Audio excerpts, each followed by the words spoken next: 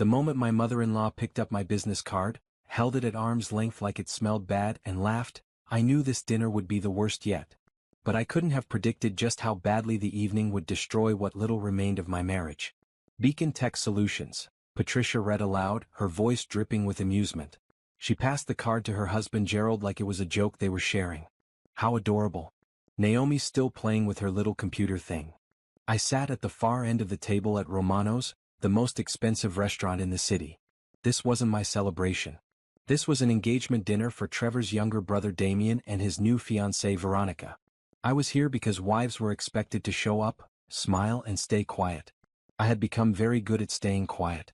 Naomi, sweetie, Patricia said, leaning forward with false concern. Her diamond necklace caught the light. Everything about Patricia caught the light. She made sure of it. Don't you think it's time to get serious about your career? You've been doing this hobby for what, 5 years now? 6 years, I corrected softly. My hands were folded in my lap, fingers twisted together so tightly my knuckles hurt. Gerald cleared his throat loudly. He was a large man who took up space deliberately, his voice always a little too loud, his laugh always demanding attention. Veronica, I apologize for this awkward topic. We don't usually discuss Naomi's little project at family dinners. It's somewhat embarrassing, honestly. My husband Trevor sat beside me, silent. He had been silent for 6 years. Veronica shifted uncomfortably in her seat.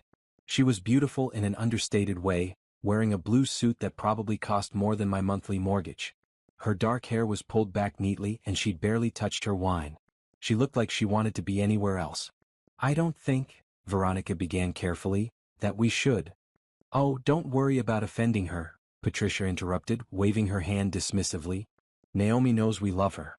We just want what's best for her. Right, honey? She looked at Trevor expectantly. Trevor nodded. He always nodded. He cut his steak into precise pieces and said nothing. The thing is, Gerald continued, clearly warming to his topic, we've been very patient, very supportive. But at some point you have to face reality. Naomi, you're 32 years old. Trevor has a real career at the law firm. You're living in his house, using his money to fund these little experiments. It's time to grow up. The words hit me like slaps. Each one landed precisely where it would hurt most. The terrible thing was that I had heard variations of this speech so many times that I should have been numb to it. But I wasn't. It hurt every single time. She's not using my money, Trevor said quietly. Everyone turned to look at him. I felt a flutter of hope. Maybe this time he would defend me. Maybe after 6 years of silence he would finally speak up. She has her own bank account, Trevor continued, then added, though I'm not sure how much is actually in it. The hope died. Of course it did. Patricia laughed high and bright. Well, that's something at least. Tell me, Naomi, what exactly does this Beacon Tech thing do? Is it like one of those Etsy shops? Do you sell phone cases? My jaw tightened. I had explained my company to these people at least 20 times. They never listened. They never wanted to know.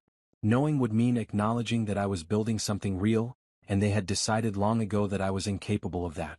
We develop cybersecurity solutions, I said, keeping my voice level. Specifically for healthcare systems. We protect patient data from... Oh, computers? Gerald interrupted. Right. Very trendy. Everyone wants to work with computers these days. But the market is so saturated, don't you think? All those big companies like Microsoft and Google. How does a little hobby project compete with that? It's not a hobby, I said, and hated how small my voice sounded. It's a registered business. We have clients. We have. How many employees do you have? Patricia asked, leaning forward with mock interest. 37. 37 people working for your little startup? Gerald's eyebrows rose. How on earth are you paying them? We're profitable, I said. Trevor made a small sound next to me. Not quite a laugh, but close. It was the sound he made when he thought I was exaggerating. Patricia reached over and patted my hand. Her skin was cold, her rings hard against my knuckles. Of course you are, dear. I'm sure you're doing just fine with your little venture. But you have to understand, when we see someone like Veronica here, who's a senior partner at Harrison Ventures, one of the top venture capital firms in Silicon Valley, well, it puts things in perspective, doesn't it? All eyes turned to Veronica. She had gone very still, her wine glass frozen halfway to her lips. Veronica invests in real companies, Damien said proudly.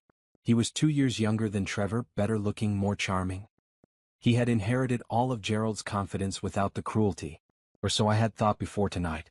Companies that actually matter. That actually change industries. What kind of companies do you invest in? Patricia asked Veronica eagerly. Various sectors, Veronica said carefully. She set down her wine glass and I noticed her hand was shaking slightly. Technology primarily. Healthcare tech, educational platforms, renewable energy startups. See Naomi? Gerald said triumphantly. Healthcare tech. Real healthcare tech. The kind that gets venture capital funding from firms like Harrison Ventures. Not little hobby projects run out of someone's garage. I don't work out of a garage, I said quietly. I have an office building downtown. 12,000 square feet. Trevor turned to look at me then, his expression confused. You do. I stared at my husband. We had been married for 6 years. We had dated for 2 years before that. And he didn't know where I went every day. He didn't know that I left our house at 7 in the morning and came home at 8 at night. He didn't know that I spent weekends working. He didn't know anything about my life. The realization settled over me like cold water. Where did you think I was going every day? I asked him. He shrugged, uncomfortable. I don't know. Coffee shops? The library? I figured you were doing your computer stuff wherever. Patricia laughed again, that bright, cutting sound. Oh, Trevor, honestly, you should pay more attention to your wife. Though I suppose if the work was impressive, she'd talk about it more, wouldn't she? I had talked about it. I had tried to talk about it. At family dinners, I had mentioned contracts signed, clients acquired, problems solved. They had smiled and nodded and changed the subject to Trevor's cases, to Damien's golf handicap, to Patricia's charity luncheons. After a while, I stopped trying. The point is, Gerald said, gesturing broadly with his wine glass, Naomi needs to be realistic. Trevor's making good money at the firm. There's no shame in being a housewife. Patricia never worked a day after we married, and look how well that turned out. Patricia beamed at this assessment of her life. Maybe you could do some volunteering, Patricia suggested kindly. The junior league is always looking for members. Or you could take some cooking classes. You know Trevor loves a good home-cooked meal. I couldn't remember the last time I had cooked dinner. I was never home in time. I'm not going to be a housewife, I said. The table went quiet. I had broken an unspoken rule. I was supposed to smile and nod and let them mold me into whatever shape made them comfortable. I was supposed to be grateful for their advice, their concern, their relentless efforts to make me smaller.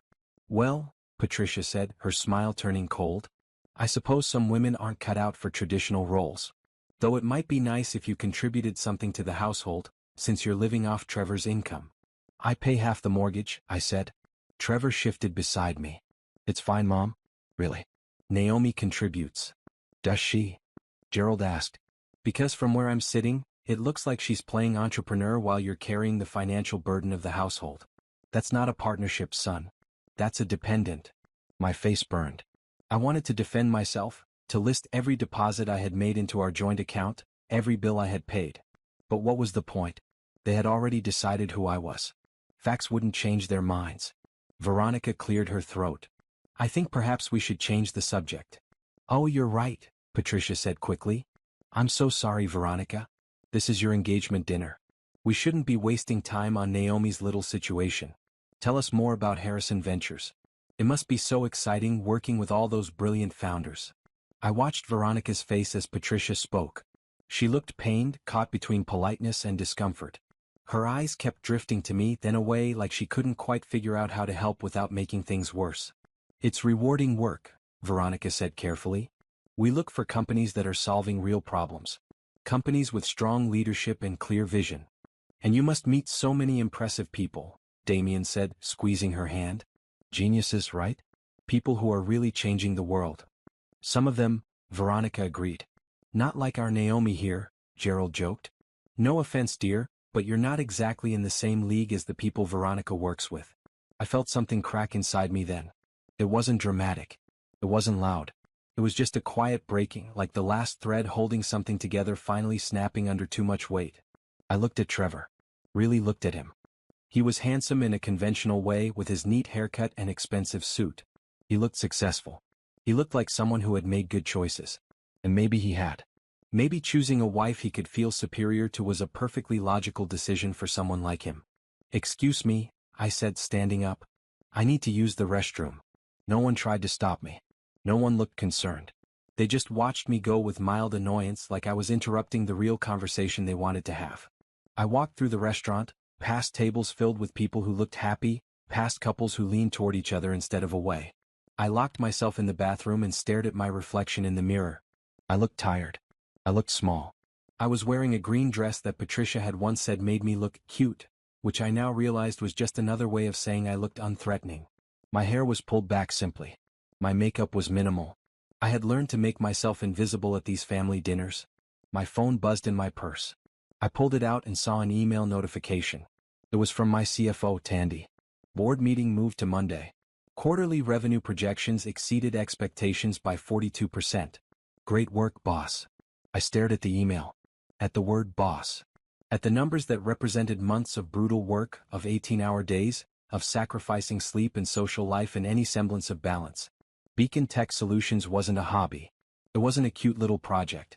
It was a company that employed 37 people and protected the medical data of 18 million patients across 4 states. It was partnerships with major hospital systems and contracts worth millions of dollars. It was my work, my vision, my sleepless nights turned into something real. And my husband didn't even know where my office was. I splashed cold water on my face and returned to the table. Dessert had arrived. Patricia was telling a story about someone's daughter who had married a doctor. Gerald was laughing. Trevor was checking his phone. Damien and Veronica were holding hands, though Veronica still looked uncomfortable. I sat down quietly. No one acknowledged my return. So, Veronica, Patricia was saying, you must work with some of the most innovative companies in the country. What's the most exciting investment your firm has made recently? Veronica hesitated. We've been pursuing a partnership with a cybersecurity firm for the past 8 months. The founder has been very selective about investors. Playing hard to get? Gerald joked. Smart business move. Make them chase you. It's not a game, Veronica said.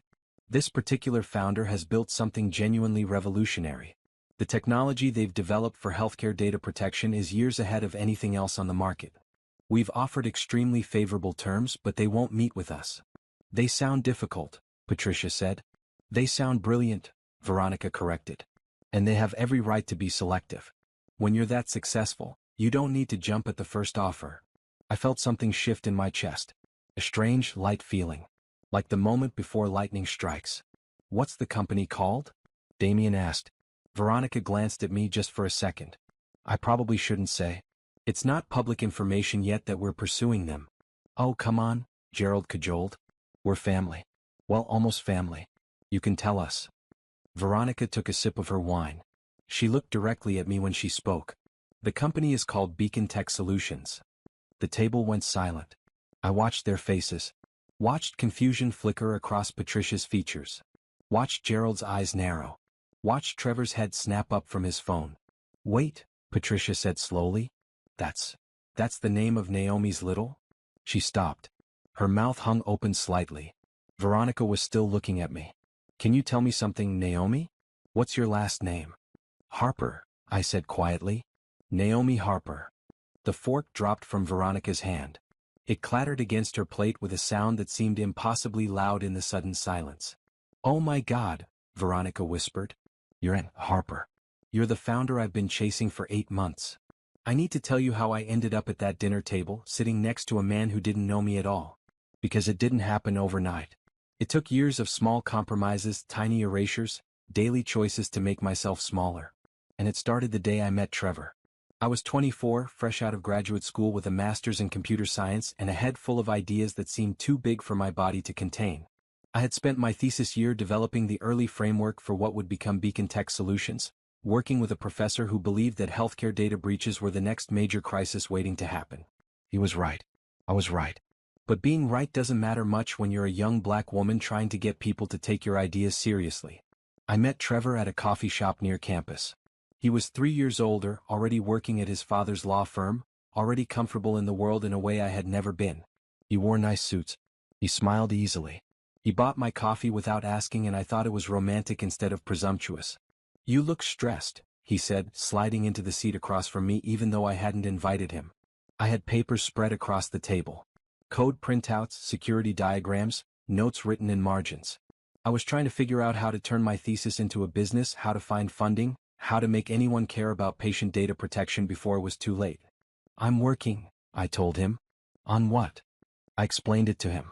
I explained the vulnerability of electronic health records, the outdated security protocols most hospitals used, the potential for massive data breaches that could expose millions of people's most private information. I explained how I had developed a new approach to encryption, a system that could protect data without slowing down the access that healthcare workers needed. He listened. Or I thought he listened. He nodded at the right times, asked questions that seemed intelligent. When I finished, he said, "That's really impressive. You're clearly very smart." I felt seen. That was the hook, I think. He made me feel seen. We dated for 2 years before he proposed. During that time, I was building Beacon Tech Solutions from nothing. I maxed out credit cards. I worked 3 part-time jobs while coding at night. I slept 4 hours and dreamed in algorithms. I landed my first client, a small community hospital that was willing to take a chance on an unknown company. Trevor was supportive. Or I thought he was supportive. He let me talk about my work at dinner. He didn't complain when I canceled dates to meet with potential clients. He said he was proud of me. But he never asked about the details. Never wanted to see my office when I finally rented a tiny space above a dry cleaner. Never offered to help with anything beyond emotional support, which mostly meant nodding while I talked and saying, "That's great, babe," whenever I shared good news. I met his family 6 months into our relationship. Sunday dinner at their house, a massive place in the suburbs with a circular driveway and professionally landscaped gardens. Patricia answered the door in pearls and a dress that probably cost more than my monthly rent. "So you're the girl Trevor's been seeing?" she said, looking me up and down with an expression I couldn't quite read. Gerald was already in the living room, whiskey in hand, watching golf on a television the size of my apartment wall. Damien was there too, younger and shinier, fresh out of college and already working at the same law firm where Trevor and Gerald worked.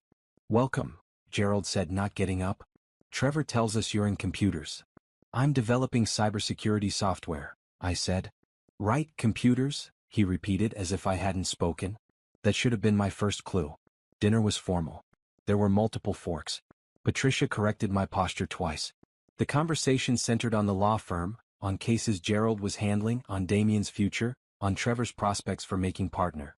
When I tried to mention that I had just signed my second client, Patricia smiled kindly and changed the subject to whether I had thought about what kind of wedding I might want someday. Trevor and I weren't even engaged yet. But Patricia had already decided I would be part of the family, which apparently meant I should start thinking about my role. And that role didn't include building a tech company. After dinner, Trevor and I sat in his car outside my apartment. "They liked you," he said. "Did they?" "Of course they did. Mom thinks you're sweet." Sweet. That word would haunt me for years. "Your dad didn't seem very interested in my work," I said carefully. Trevor shrugged. "He's old school. He doesn't really get tech stuff. But it doesn't matter. I get it. I'm interested." I wanted to believe him. So I did. We got married a year later. Patricia planned most of the wedding. I was too busy to fight her on the details, and she seemed to care so much about things like napkin colors and seating charts. I told myself it was generous, her taking over like that. I didn't recognize it for what it was. An early test of how much control I would surrender. The first year of marriage was good. Or maybe I just remember it as good because it was before things got truly bad. Trevor worked long hours at the firm. I worked longer hours building my company. We were two ambitious people building careers. It felt like partnership. But small things started to change. Trevor stopped asking about my day. When I talked about work problems, he would offer quick solutions without really listening to the actual issue. He started making jokes about my little business to his colleagues at firm events. "Naomi's playing entrepreneur," he would say, laughing. "She's got this tech thing she's working on. Very cute." I would smile because what else could I do? But I started talking less about work around his friends. Started downplaying my success when his family asked. Started making myself smaller to make them more comfortable. Beacon Tech Solutions was growing. By year 2 of our marriage, I had 8 employees and contracts with 4 hospital systems. By year 3, I had 15 employees and had started getting attention from the industry. By year 4, I was managing 20 people and had expanded into 3 states. And Trevor knew none of it. He knew I went to work. He knew I came home late. But he never asked about the specifics. Never wanted to visit the office. Never met my employees. When I tried to tell him about major milestones, he would say, "That's great," and turn back to his own work. His family got worse as I got busier. Patricia started making comments about how I was never available for family events. Gerald started joking about how I was married to my computer. Damien, who I had once thought was kind, started making cracks about how I should let Trevor handle the finances since I was clearly struggling with my hobby. The terrible thing was that they said it all with smiles. With love even. They weren't trying to be cruel. They genuinely believed they were helping me by encouraging me to give up and embrace a simpler life. And Trevor never defended me. Not once. Not ever. In year 5 of our marriage, I stopped going to family dinners. I claimed work emergencies, tight deadlines, urgent meetings. It was easier than sitting through another evening of being patronized. Trevor would go without me and come home reporting that his mother was worried about me, that his father thought I was being selfish, that everyone missed me. I didn't miss them. But I missed having a partner. I missed having someone who knew me, really knew me, and was proud of me. I missed the man I thought Trevor was when we first met, before I realized he had only ever seen what he wanted to see. 6 months before the engagement dinner, I had a breakthrough. A major hospital system in Chicago signed a 5-year contract worth $20 million. It was the biggest deal Beacon Tech Solutions had ever landed. It validated everything I had been working toward. It proved that my technology wasn't just good, it was the best available. I came home that night planning to celebrate. I bought expensive wine. I picked up dinner from Trevor's favorite restaurant. I was going to tell him everything. Show him the contract. Explain what it meant for the company, for our future. He got home at midnight. He had been at a firm dinner that I hadn't known about. "Oh, you got food?" he said, looking at the cold takeout containers. "I already ate." "Sorry." I tried anyway. I told him about the Chicago deal. I explained the numbers, the implications, the fact that this made Beacon Tech Solutions a major player in the industry. He nodded. He said, "That's great, babe." He went upstairs to bed. I sat alone in the kitchen with the expensive wine and realized I was living with a stranger. But I didn't leave. I should have left. But leaving meant admitting that I had wasted 6 years. It meant accepting that I had chosen wrong. It meant being alone. So I stayed. I kept going to my office. I kept building my company. I kept coming home to a man who didn't see me. And I told myself that it was fine, that I had my work, that I didn't need more than that. I told myself a lot of lies in those years. The worst part was that I started to believe what they said about me. Started to wonder if maybe they were right, if maybe I was foolish for thinking I could build something significant. Started to question whether my success was real or just luck. Started to feel like maybe I was the problem. Because that's what happens when enough people tell you that you're not enough. Eventually you start to believe them. 3 months before the engagement dinner, Damien announced his engagement to Veronica. I had never met her before. All I knew was that she was important, that the family was excited, that this was a big deal. Patricia called me personally to insist I come to the dinner. "I know you're busy with your little project," she said, "but family comes first. Trevor needs you there." We all do. The guilt worked. It always worked. So I agreed to go, even though I knew it would be awful, even though I knew they would spend the entire evening making me feel small. I just didn't know how much smaller they would try to make me. I didn't know that this dinner would be the one where everything finally broke. I should have known though. Because every time I thought things couldn't get worse, they did. Every time I thought I had found the bottom of their contempt, they revealed a new depth. The night before the dinner, I couldn't sleep. I lay next to Trevor in the dark and wondered what it would be like to be married to someone who actually knew me. Someone who asked questions and listened to answers. Someone who was proud of me instead of embarrassed. I wondered what it would be like to be free. But I didn't seriously consider leaving. Not yet. Because I still believed on some level that I could make this work. That if I just tried harder, if I just explained things better, if I just succeeded enough, they would finally see me. That's the saddest part looking back. I thought I needed to earn their respect. I thought I needed to prove my worth. I didn't understand yet that some people will never see you no matter how bright you shine. That realization would come soon enough. At a dinner table in an expensive restaurant, when a woman I had never met before would drop her fork and everything would change. But on that night before the dinner, lying in the dark next to my husband, I was still hoping, still trying, still making myself small enough to fit into their narrow view of who I should be. Tomorrow I would stop hoping. Tomorrow I would start seeing clearly. Tomorrow, everything would break beyond repair, and I would finally understand that some things shouldn't be fixed. Some things should just end. Time moved strangely after Veronica said my name. Everything slowed down, each second stretching like taffy, giving me space to notice details I might otherwise have missed. The way Patricia's hand froze halfway to her wine glass. The way Gerald's jaw went slack. The way Trevor's head turned toward me with an expression I had never seen before. Confusion. Complete, total confusion. I don't understand, Patricia said. Her voice had lost its smooth confidence. She sounded uncertain, which was something I had never heard from her before. Veronica wasn't looking at Patricia. She was staring at me with an expression that mixed shock, embarrassment, and something that might have been respect. Her face had gone pale, and she was gripping the edge of the table like she needed it for support. "N. Harper," she repeated, speaking slowly like she was working through a puzzle. The N stands for Naomi. I've been emailing your assistant for 8 months trying to schedule a meeting with you. I've sent investment proposals. I've called your office at least 30 times. Your CFO keeps telling me you'll consider our offer when you're ready. I nodded. This was true. Harrison Ventures had been persistent, and Tandy had fielded their calls with professional patience. I hadn't been ready to meet with them. I hadn't needed their money. I had been selective about partners because I could afford to be. But that can't be right, Gerald said. He looked at me, then at Veronica, then back at me. You're talking about Naomi's little hobby. Her garage project. I'm talking about Beacon Tech Solutions, Veronica said. She pulled out her phone with hands that shook slightly. She scrolled through something, then turned the screen toward the table. This is the company. The founder maintains a low profile. No public photos, very few interviews. The tech community knows her as N. Harper. I've been trying to meet her for months. On her phone screen was the Beacon Tech website. Professional, clean, showcasing our partnerships with major hospital systems. In the corner was our logo, simple and strong. That's my company, I said quietly. Gerald laughed. It was a confused sound, uncertain. No, that can't be right. Naomi works on computers at home. She has a little startup thing. This is different. It's not different, Veronica said.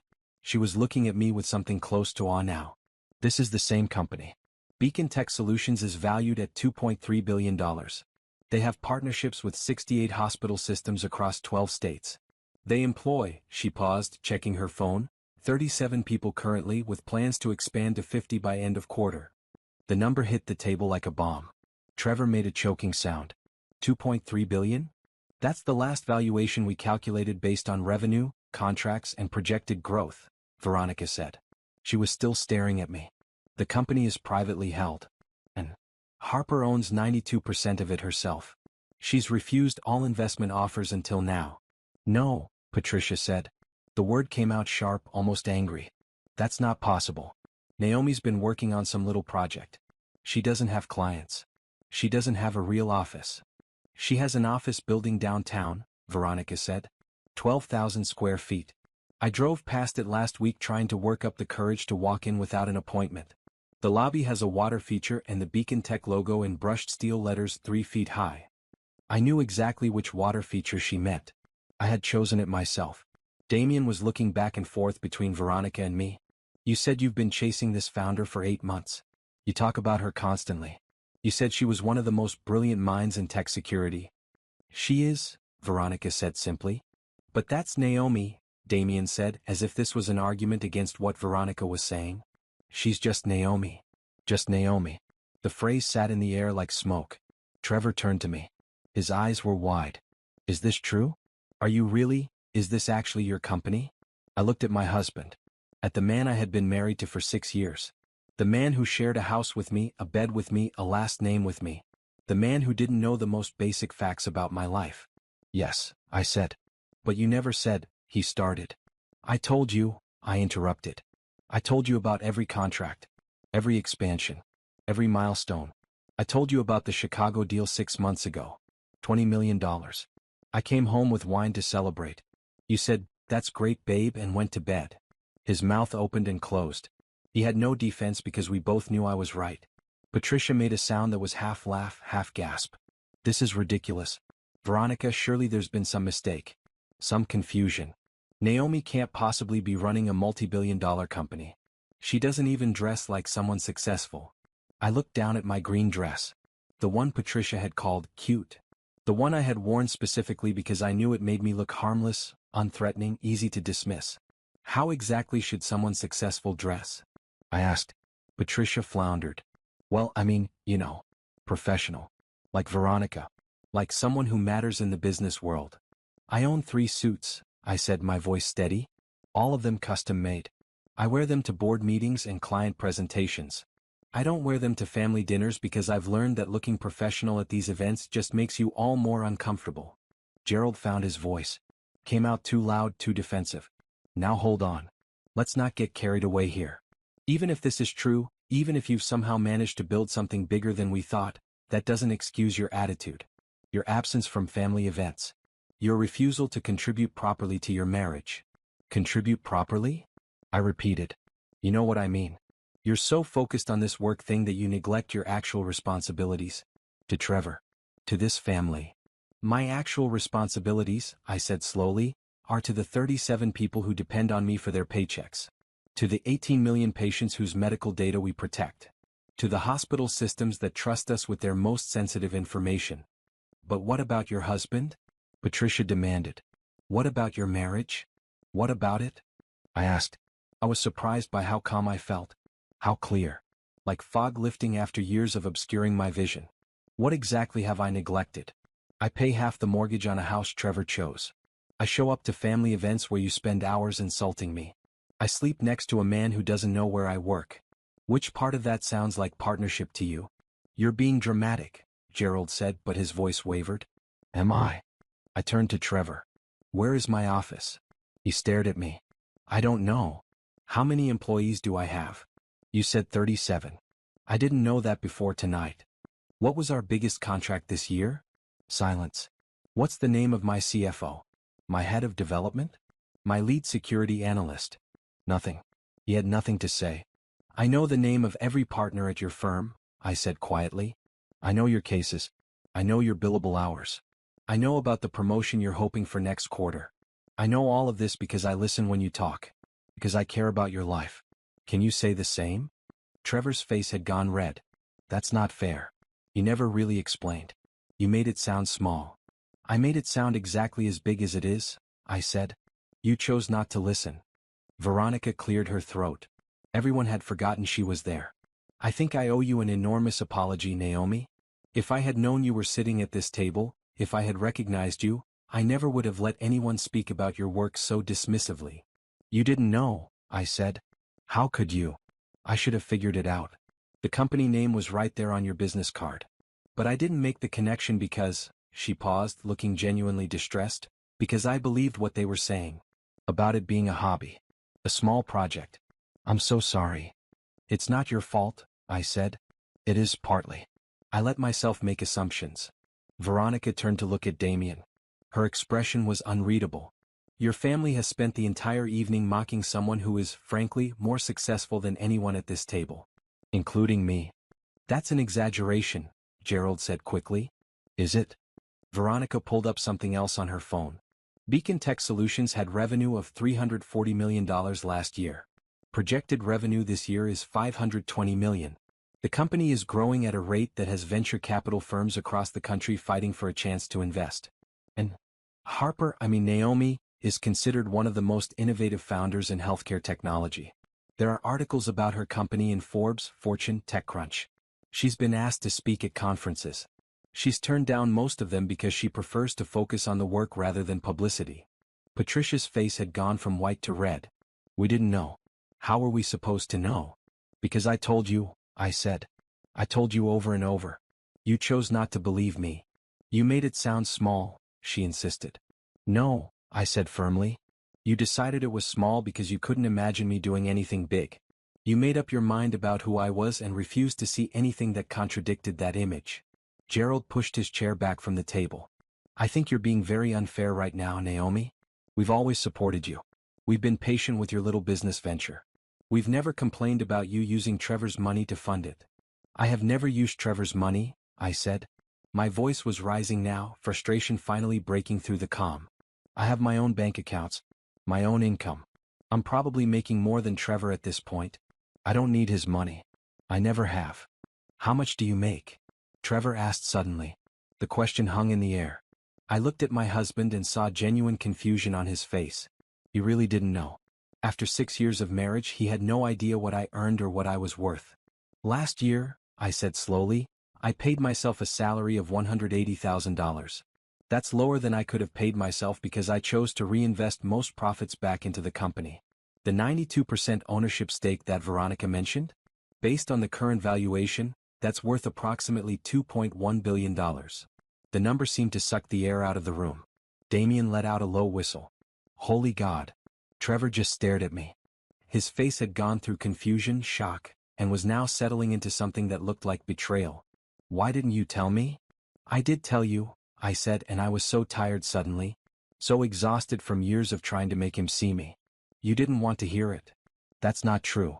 I would have listened if I knew it was this big. Why should the size matter? Why should you only care about my work if it's worth billions?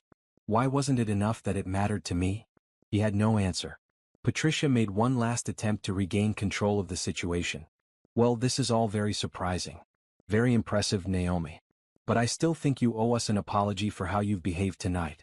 For being so defensive and aggressive when we were just trying to have a nice family dinner.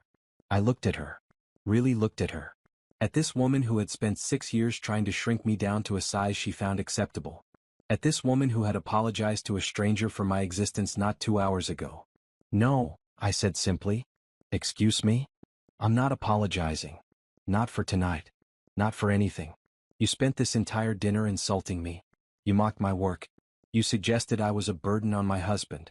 You implied I was a failure and an embarrassment. And now you want me to apologize for not taking it quietly? We didn't know, Patricia said, but her voice was weak now. That's the problem, I said. You didn't know because you didn't care to know. And if Veronica hadn't been here, if this revelation hadn't happened, you would have continued treating me the same way. The only thing that's changed is that now you know I'm successful. But I was the same person an hour ago when you were laughing at my business card. I was the same person 6 years ago when I told you about my first contract. Success doesn't make me more worthy of respect. I deserved respect all along. The silence that followed was profound. No one seemed to know what to say. Gerald looked angry but confused, like he wanted to argue but couldn't quite figure out how. Patricia looked lost. Trevor looked like he was seeing me for the first time and didn't quite recognize what he was seeing. Only Veronica looked like she understood. She met my eyes across the table and nodded slightly. I think I need some air, I said, pushing my chair back. Excuse me. This time when I left the table it felt different. I wasn't running away. I was walking toward something. Toward clarity. Toward truth. Toward whatever came next. I went outside the restaurant. The night air was cool and sharp. I stood on the sidewalk and breathed deeply, letting the oxygen fill my lungs and clear my head. My phone buzzed. Tandy. Hey boss. Random question. Are you okay? You haven't answered my last 3 emails and that's not like you. I smiled at my phone. Tandy knew me. She paid attention. She noticed when I was off. I'm fine, I texted back. Just at a family dinner. Say no more. Sending positive vibes. Also, the Johnson Medical contract is ready for your signature. $15 million over 3 years. Not bad for a Tuesday. Not bad at all. I heard the restaurant door open behind me. Footsteps on the sidewalk. I turned, expecting Trevor. Was Veronica. Mind if I join you? She asked. It's a free sidewalk. She stood next to me, both of us looking out at the street. Cars passed. People walked by, caught up in their own lives, unaware of the small earthquake that had just happened inside the restaurant. I really am sorry, Veronica said. For tonight. For every email my assistant sent. For not recognizing you immediately. You keep apologizing, I said. You don't need to. I do though. Because I'm supposed to be good at this. At identifying talent. At seeing potential. And I sat there for an hour listening to them tear you apart and I didn't question it. I let their narrative shape my perception of you. That's on me. I appreciated her honesty. Why didn't you recognize me? Most people in venture capital know what N. Harper looks like by now. Actually, they don't. You've done an impressive job maintaining privacy. No photos on the company website. No interviews with accompanying headshots. The few times you've spoken at conferences, you've refused to be photographed. The tech community respects it. Some people think it's smart branding. Others think it's genius privacy protection. I think it's both. It's self-preservation, I said honestly. I'm a young black woman running a tech company. Do you know how many people already doubt me without ever seeing my face? I can't imagine how much worse it would be if they could form judgments based on appearance before even hearing about my work. Veronica nodded slowly. I understand that more than you might think. We stood in comfortable silence for a moment. Can I ask you something? Veronica said. Sure. Why did you keep coming to these dinners? If they treated you this badly, why not just stop? I thought about it. I kept hoping it would get better, that they would eventually see me. And I felt guilty. Like maybe I wasn't trying hard enough. Like maybe if I just explained things better or achieved more, they would understand. That's not how respect works, Veronica said gently. I know that now. She turned to look at me directly. What are you going to do? About what? About everything. Your marriage. The family. Moving forward. I met her eyes. I have no idea. That was the truth. Standing on that sidewalk outside the restaurant, my entire life felt like it was balanced on a knife edge. Everything I thought I knew had shifted. Everything I thought was solid had revealed itself to be fragile. For what it's worth, Veronica said, I think you're going to be fine. Better than fine. Anyone who builds what you've built has the strength to handle whatever comes next. Thank you, I said and meant it. Also, she added almost hesitantly, if you ever decide you want to talk about that investment proposal, I'd be honored to present it properly. Not as an ambush at a family dinner, but as a real conversation between professionals. I smiled slightly. I'll think about it. That's all I can ask. The restaurant door opened again. This time it was Trevor. He looked stressed, his tie loosened, his hair slightly messy like he'd been running his hands through it. I should go, Veronica said quickly. Good luck, Naomi. With everything. She went back inside, leaving me alone with my husband. Can we talk? Trevor asked. I looked at him and felt nothing. No anger. No love. No hope. Just a profound emptiness where 6 years of marriage should have left something stronger. What do you want to say? I asked. I didn't know, he started. I really didn't know it was this big. You have to believe me. I believe you, I said. That's the problem. Trevor stood on the sidewalk looking lost. His hands were in his pockets, his shoulders slightly hunched against the night air. For the first time in years I saw him clearly. Not as the man I hoped he would become. Not as the husband I wished I had. But as exactly who he was. A man who had chosen not to see me. What does that mean? He asked. That's the problem? It means you didn't know because you didn't want to know, I said. My voice was calm, matter-of-fact. All the anger had burned away during dinner, leaving only clarity behind. You didn't ask questions. You didn't show interest.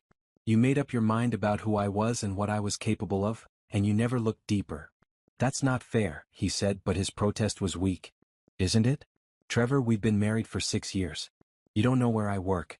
You don't know the names of my employees. You don't know what my company does beyond some vague idea that it involves computers.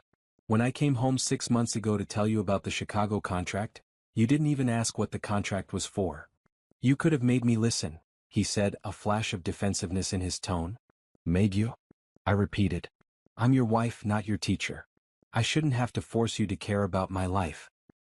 He looked away, staring at the cars passing on the street. I thought you were exaggerating. When you talked about clients and contracts, I thought you were making it sound bigger than it was. You know, like people do. Like people do, I echoed. You thought I was lying. Not lying exactly. Just inflating things. Because you couldn't imagine me building something real. I didn't say that. You didn't have to. Your actions said it every day for 6 years. Trevor's face flushed. You're acting like I'm the villain here. Like I did something terrible. I just didn't understand the scope of your work. That's not a crime. You're right, I agreed. It's not a crime. Just a failure. A fundamental failure of partnership, of curiosity, of respect. I do respect you, he insisted. Do you? Because you sat at that dinner table and let your parents mock me for an hour. You didn't defend me once. You laughed along with them. When your dad called me embarrassing, you nodded. When your mom suggested I should give up my work and volunteer at the junior league, you stayed silent. I didn't know what to say, he said weakly. You could have said anything. You could have told them to stop. You could have left the restaurant with me. You could have stood up for me in any of the 100 family dinners where they've treated me like a disappointment. But you didn't. You never did. The restaurant door opened behind us. Gerald stepped out, his face arranged in what he probably thought was a conciliatory expression. Naomi, he said, his voice attempting warmth and failing. I think we should all go back inside and have a calm discussion about this misunderstanding. There's no misunderstanding, I said. Now let's not be hasty. Obviously there's been some confusion about the scope of your little business. We're willing to admit we may have underestimated things. May have? I asked. Gerald's jaw tightened. Fine. We underestimated. We're sorry. Can we please go back inside and finish dinner like civilized people? I'm not hungry anymore. Naomi, Trevor said, his voice taking on a pleading quality. Come on. Don't make this into a bigger thing than it needs to be. I looked at him. A bigger thing? Your family spent the evening insulting me. Your mother literally apologized to a stranger for my existence. Your father called me an embarrassment. They suggested I was a financial burden and a failure. And you think I'm making it bigger than it needs to be? They didn't know, Trevor said again, like this phrase could excuse everything. Neither did you, I reminded him. Patricia came out then, her heels clicking on the sidewalk. Her face was tight with barely controlled emotion. I will not be spoken to this way by anyone, let alone someone who has been welcomed into this family with open arms. Open arms. I laughed, and the sound was sharp even to my own ears. Is that what you call it? 6 years of subtle insults and condescension. 6 years of making me feel small at every opportunity. 6 years of treating my work like it's a phase I'll grow out of. That's your version of welcome? We have always been kind to you, Patricia insisted. Kind, I repeated. You've been polite. There's a difference. You've smiled while you insulted me. You've laughed while you dismissed everything I care about. You've treated me like a child playing dress-up in the adult world. That's not kindness. That's cruelty with good manners. You're being hysterical, Gerald said. I turned to him. I'm being clear. Maybe you're not used to me speaking plainly because I've spent 6 years trying to be palatable to you. Trying to be small enough that you'd find me acceptable. But I'm done with that now. Damien emerged from the restaurant with Veronica close behind. He looked uncomfortable, caught between his family and his fiancée. Veronica looked quietly furious. Can we all just calm down? Damien asked. This is supposed to be a happy occasion. My engagement dinner. Can we not ruin it with family drama? I looked at him. Sweet, charming Damien who had made jokes at my expense all evening. I'm not ruining anything. Your family did that on their own. We were just having fun, Damien said defensively. Some light teasing. It's what families do. Is it? I asked. Is teasing usually this mean? This pointed? This designed to make someone feel worthless? You're being too sensitive, he said. Veronica made a small sound of disgust. She's not being sensitive. She's being accurate. Damien turned to her, surprised. You're taking her side? There are no sides, Veronica said firmly. There's just what happened. And what happened was your family spent an entire dinner belittling someone's professional accomplishments without knowing anything about them. That's not teasing. That's bullying. Bullying? Patricia gasped. How dare you? We are not bullies. Then what would you call it? Veronica challenged. You mocked her work. You suggested she was a burden on your son.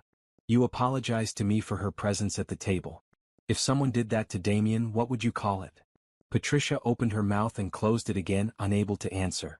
I think you should leave, Gerald said to Veronica, his voice cold. This is a family matter. I'm about to be family, Veronica said. And if this is how you treat family, I'm not sure I want to be. The words hung in the air like a grenade with the pin pulled. Damien's face went white. You don't mean that, he said. Veronica turned to look at him. Her expression was sad. I don't know yet. But I need time to think about whether I want to join a family that treats people this way. We don't treat people this way, Patricia protested. Naomi is just different. She's difficult. No, I said quietly. I'm inconvenient. I don't fit your vision of what Trevor's wife should be. I have ambitions that don't center around your family. I have success that makes you uncomfortable. That's not the same as being difficult. You have a very high opinion of yourself, Gerald said.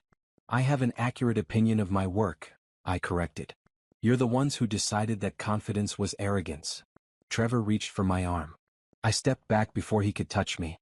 The movement was instinctive and I saw hurt flash across his face. Naomi, please. Can we just go home and talk about this privately?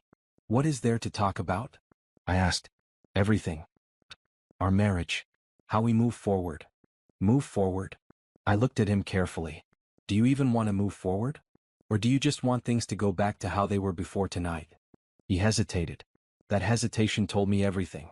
I want my wife back, he said finally. You never had me, I said. Not really. You had the version of me that made you comfortable. The small version. The quiet version. The version that didn't threaten your sense of superiority. But that was never really me. That's not true, he said, but his voice lacked conviction. Isn't it? Tell me one thing about my real life, Trevor. One true thing about who I actually am and what I actually care about. He stared at me.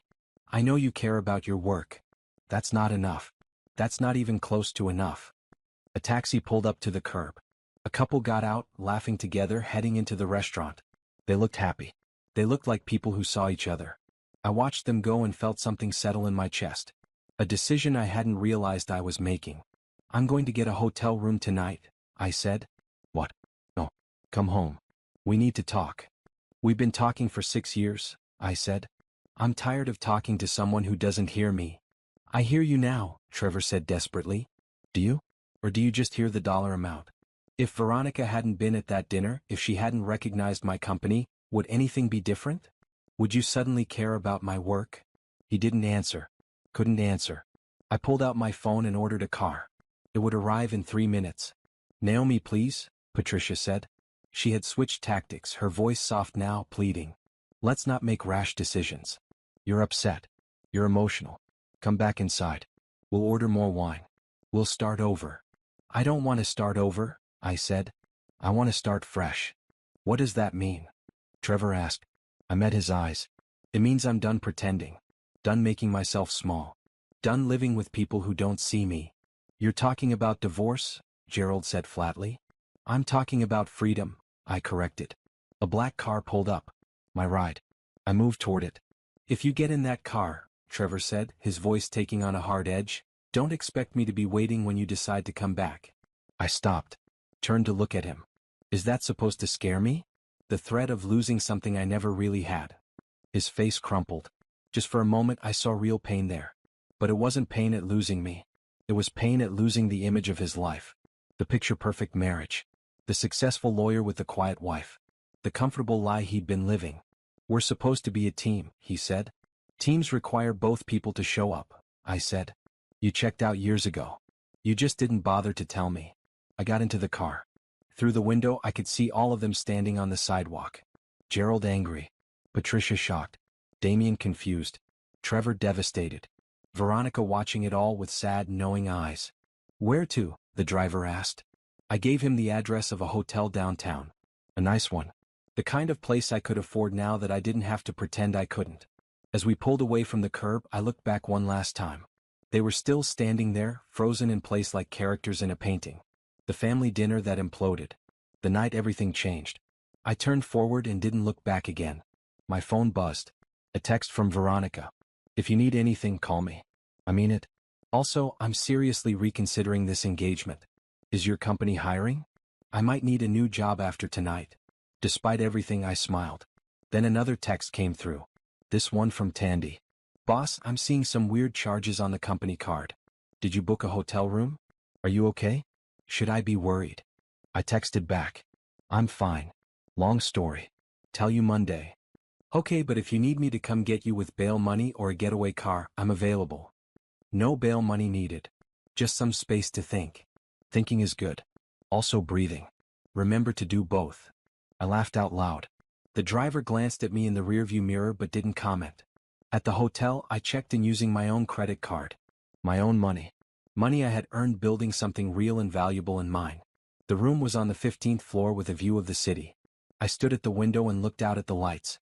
My phone rang. Trevor. I sent it to voicemail. He called again. Voicemail again. On the third call, I turned off my phone. I ordered room service. Expensive room service. Champagne and dessert and things I wanted without asking anyone's permission or opinion. I ate slowly, tasting everything, enjoying the silence. When I finally went to bed, I slept better than I had in years. No one breathing beside me. No one there who didn't see me. Just space. Just peace. Just possibility. The next morning, I woke up early. Habit from years of early meetings and full schedules. I made coffee in the room's small machine and sat by the window watching the city wake up. My phone was still off. I knew when I turned it on there would be messages. Calls from Trevor. Texts from his family. Maybe angry ones. Maybe apologetic ones. It didn't matter. None of it could change what I now knew. I had been living a lie. A comfortable lie, maybe. A socially acceptable lie. But a lie nonetheless. The question was what came next. Where did I go from here? How did I rebuild a life that had just exploded? I thought about my company. About the office I would go to on Monday. About Tandy and the rest of my team. About the work that mattered to me. About the success I had built without anyone's help or approval. That part of my life was solid. That part made sense. It was the rest that needed figuring out. I turned on my phone. 23 missed calls. 37 text messages. I scrolled through them quickly. Trevor, please come home. We need to talk. Trevor, I'm sorry. I should have listened better. Trevor, you can't just leave like this. Trevor, my parents are upset. You owe them an apology. That last one made me laugh. After everything, he thought I owed them an apology. There were texts from Patricia, from Gerald, from Damien. All variations of the same theme. Come back. Stop overreacting. Think about the family. The family. Always the family. Never me. There was one text from Veronica. I broke off the engagement this morning. Couldn't stop thinking about how they treated you. How Damien let them. If that's who they are when they think no one important is watching, that's who they really are. Thank you for the clarity. Also, seriously, that investment proposal still stands if you want to talk business. I stared at that text for a long time. Veronica had ended her engagement because of what she saw at that dinner. Because watching them treat me badly showed her something about the family she was about to marry into. I texted back. I'm sorry about your engagement. Her response came quickly. Don't be. You saved me from making a huge mistake.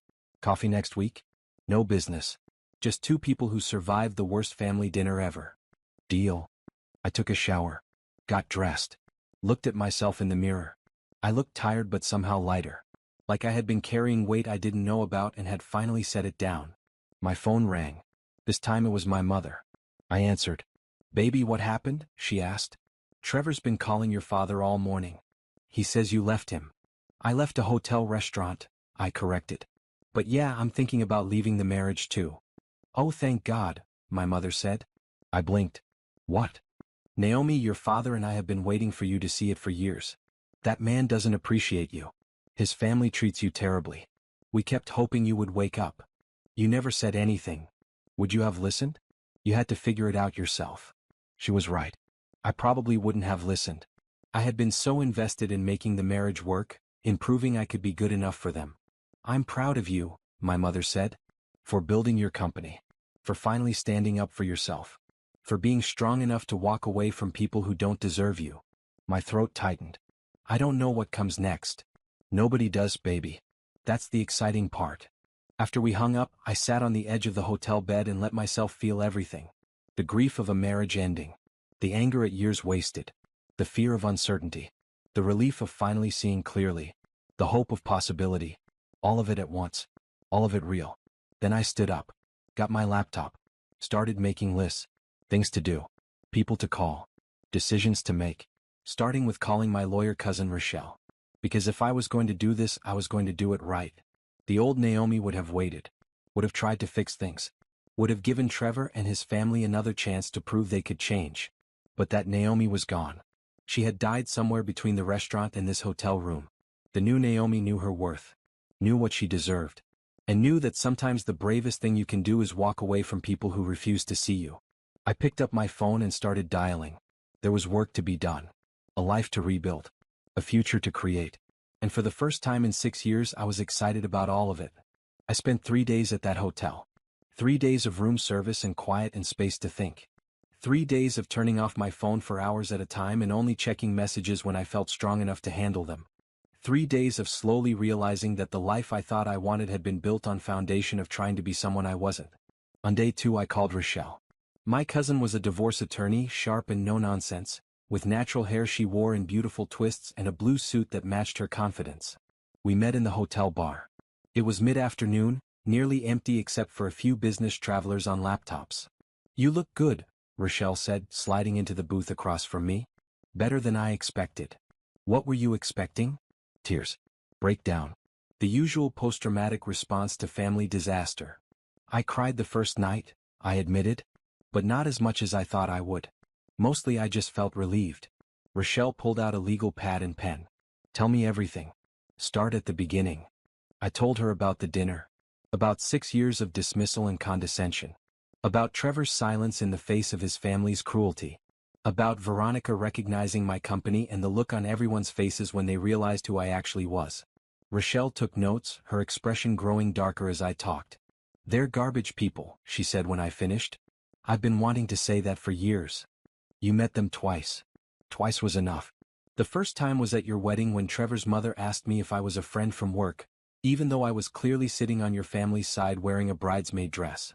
The second time was at that Christmas party where Trevor's dad spent 20 minutes telling me about his cleaning lady like I would have something in common with her because we're both black women." I winced. I had forgotten about that. "The point is," Rochelle continued, "I've been waiting for you to wake up. So now that you're awake, what do you want to do?" "Divorce him," I said. The words came out easier than I expected. "Okay, good. Do you own property together?" "The house is in both names. I've been paying half the mortgage for 5 years." "Kids?" "No." "Shared bank accounts?" "One joint account for household expenses. But I have my own accounts for my business and personal use. The company is entirely mine. I own 92% of it outright." Rochelle whistled low. "How much is the company worth?" "Last valuation was $2.3 billion. Her pen stopped moving. She looked up at me. "I'm sorry, did you say billion with a B?" "Yes."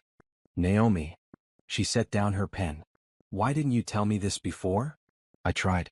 "You asked about my work last year at Thanksgiving. I said we just closed a major round of contracts. You said, 'That's nice,' and started talking about your new apartment." Rochelle closed her eyes. "I'm as bad as they are." "You're not," I said quickly.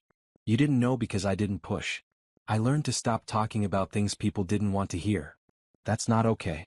I should have asked better questions. I should have listened. I'm sorry." "You're listening now," I pointed out. She picked up her pen again. "Okay. So here's the situation. California is a community property state. Anything acquired during the marriage is split 50-50 unless there's a prenup or clear separate property." My stomach dropped. "He could go after my company?" "He could try. But if you can prove the company existed before the marriage and was built primarily with your separate funds and effort, you have a strong case for keeping it as separate property." "When exactly did you start Beacon Tech Solutions?" "The initial framework was my master's thesis. I incorporated the company officially 2 months before we got married." "That's good. Very good. And the funding?" "I used my own savings, student loans, credit cards. Trevor never contributed financially. He didn't even know the real scope of the company until 3 days ago." Rochelle made rapid notes. "Did you use any joint funds for business expenses?" "No. I was careful about that. My accountant can verify everything." "What about the house?" "We bought it 4 years ago. Put down 20%. We've both been making mortgage payments from our individual accounts into the joint account. So you're entitled to your share of the equity." "That's straightforward." Rochelle looked up. "The company is where things could get messy. Trevor could argue that even though you founded it before marriage, it grew significantly during the marriage and he's entitled to some of that growth." "Based on what?" "He never helped. Never contributed. Never even understood what the company did. Based on the legal theory that marital support allows one spouse to build a business. He'll argue that he provided a stable home, emotional support, the foundation that allowed you to focus on growing your company." I laughed. It came out sharp and bitter. "Emotional support." "Right. The emotional support of having my work mocked constantly. Of having my success dismissed. Of being told I should give up and join the junior league." "I believe you," Rochelle said gently. "But a court might see it differently. Especially if he gets a good lawyer, which he will because his father runs a law firm." "So what do I do?" "We document everything. Every dismissive comment. Every time he failed to support you. Every instance of his family's treatment. We build a case that not only did he not contribute to your success, he actively tried to undermine it." "Will that work?" "It should.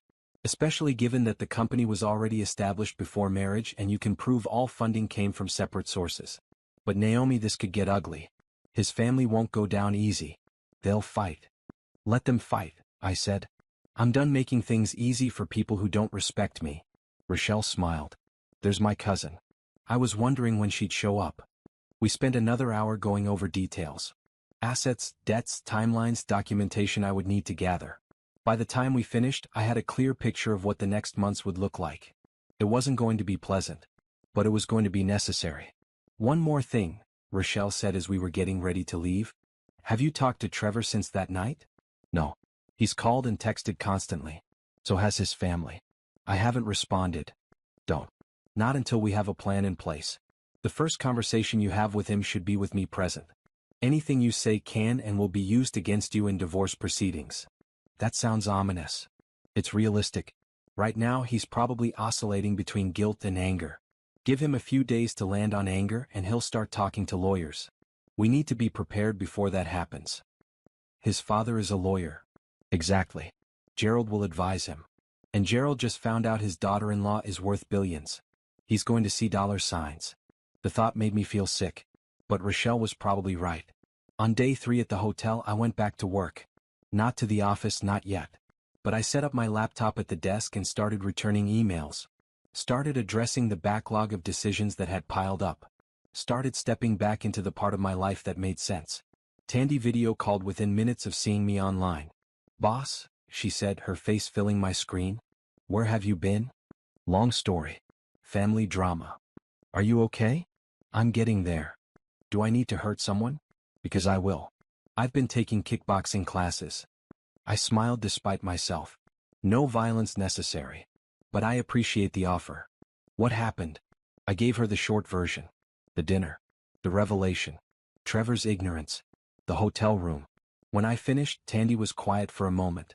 Then she said, "You know what's funny?" "What?" "Everyone in this company knows you. Really knows you. We know you take your coffee black with 1 sugar. We know you hate meetings before 9 in the morning. We know you stress-eat pretzels when you're working through a tough problem. We know you cry at animal shelter commercials and laugh at terrible puns. We know you." Her words hit harder than I expected. "Yeah. Your husband didn't know any of that, did he?" "No. That's not a marriage, boss. That's just 2 people living in the same house." She was right. She was so completely right. "How's the Johnson medical contract looking?" I asked, changing the subject before I started crying again. "Ready for signature. Also, we got an inquiry from a hospital system in Texas. Big one. 15 locations. They want a proposal by end of month. Send me the details. I'll work on it this weekend." "You sure you don't want to take some time off? Process everything?" "Work is processing," I said honestly. "This is the part of my life that makes sense." After we hung up, I spent the rest of the day immersed in work. Reviewing contracts. Responding to client questions. Planning expansion strategies. The familiar rhythm of it was comforting. Here I knew who I was. Here I had value that no one questioned. That evening I finally turned on my phone and read through all the messages I had been avoiding. Trevor had sent 23 texts over 3 days. The progression was telling. Day 1, "Please come home. I'm sorry. We need to talk." Day 2, "This is ridiculous. You're overreacting. Call me back." Day 3, "I spoke to my father. He says you're not entitled to leave like this. Community property rights work both ways." There it was. Rochelle had predicted it perfectly. Trevor had moved from guilt to anger to legal threats in 72 hours. I felt nothing reading those messages. No sadness. No anger. Just a clinical interest in how predictable it all was. Patricia had sent a long email. I almost deleted it without reading, but curiosity won. "Naomi, I don't know what's gotten into you, but this behavior is completely unacceptable. You've humiliated our family. You've upset Trevor terribly. You've caused Damien to lose his fiancée. All because you couldn't handle a little constructive criticism. We were only trying to help you see reality. Yes, perhaps we underestimated your little business, but that's no reason to blow up your marriage and destroy family harmony. I expect you to come home, apologize to everyone, and work on being a better wife and family member. This is your last chance to make things right before you permanently damage your relationship with this family. Patricia." I read it twice. Then I forwarded it to Rochelle with a note. "Document this." There was one message I hadn't expected. From Veronica. "I meant what I said about coffee. I'd really like to talk, not about business, just as 2 people who survived something bizarre. Also, I want to apologize properly for not speaking up sooner at that dinner. I should have shut them down the moment they started. My silence was complicity. I'm sorry. Let me know if you want to meet. No pressure." I stared at that message for a long time. Veronica had broken off her engagement. She had walked away from Damien and his family because of what she saw that night. That took courage. I texted back, "Coffee sounds good. Thursday morning? There's a place near my office." Her response was immediate. "Perfect. Send me the address." On day 4, I checked out of the hotel. I couldn't hide forever. At some point, I needed to face my actual life. But I wasn't ready to go back to the house I shared with Trevor. Not yet. Instead, I drove to my office. It was Saturday, so the building was mostly empty. I used my key card to get in, took the elevator to the third floor where Beacon Tech Solutions occupied half the space. The lobby looked exactly how I remembered designing it. Clean lines. The water feature Veronica had mentioned. Our logo in brushed steel. Everything professional and polished in mine. I walked through the quiet office, past desks where my employees would sit on Monday, past the conference room where we held client meetings, past the break room with the fancy coffee machine I had bought because I believed in treating my team well. This was real. This was what I had built. This was success that no one could dismiss or minimize or claim wasn't real. I ended up in my office, a corner space with windows overlooking the city. I sat in my chair and looked out at the view. My phone rang. Trevor. I let it go to voicemail.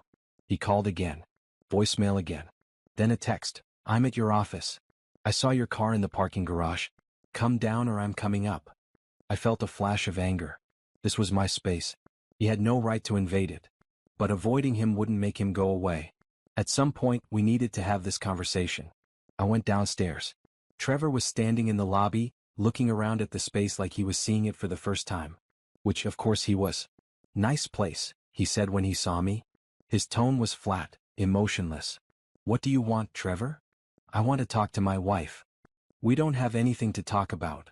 We have 6 years of marriage to talk about. You can't just throw that away because of one bad dinner. It wasn't one bad dinner, I said. It was 6 years of bad dinners. 6 years of being dismissed. 6 years of being invisible. That dinner was just the moment I finally saw it clearly. You're being dramatic, he said. The same thing his father had said. I'm being honest. Fine. You want honesty? Here's honesty. You humiliated me. You made me look like an idiot in front of my family and my brother's fiancé. You walked out of dinner like a child having a tantrum.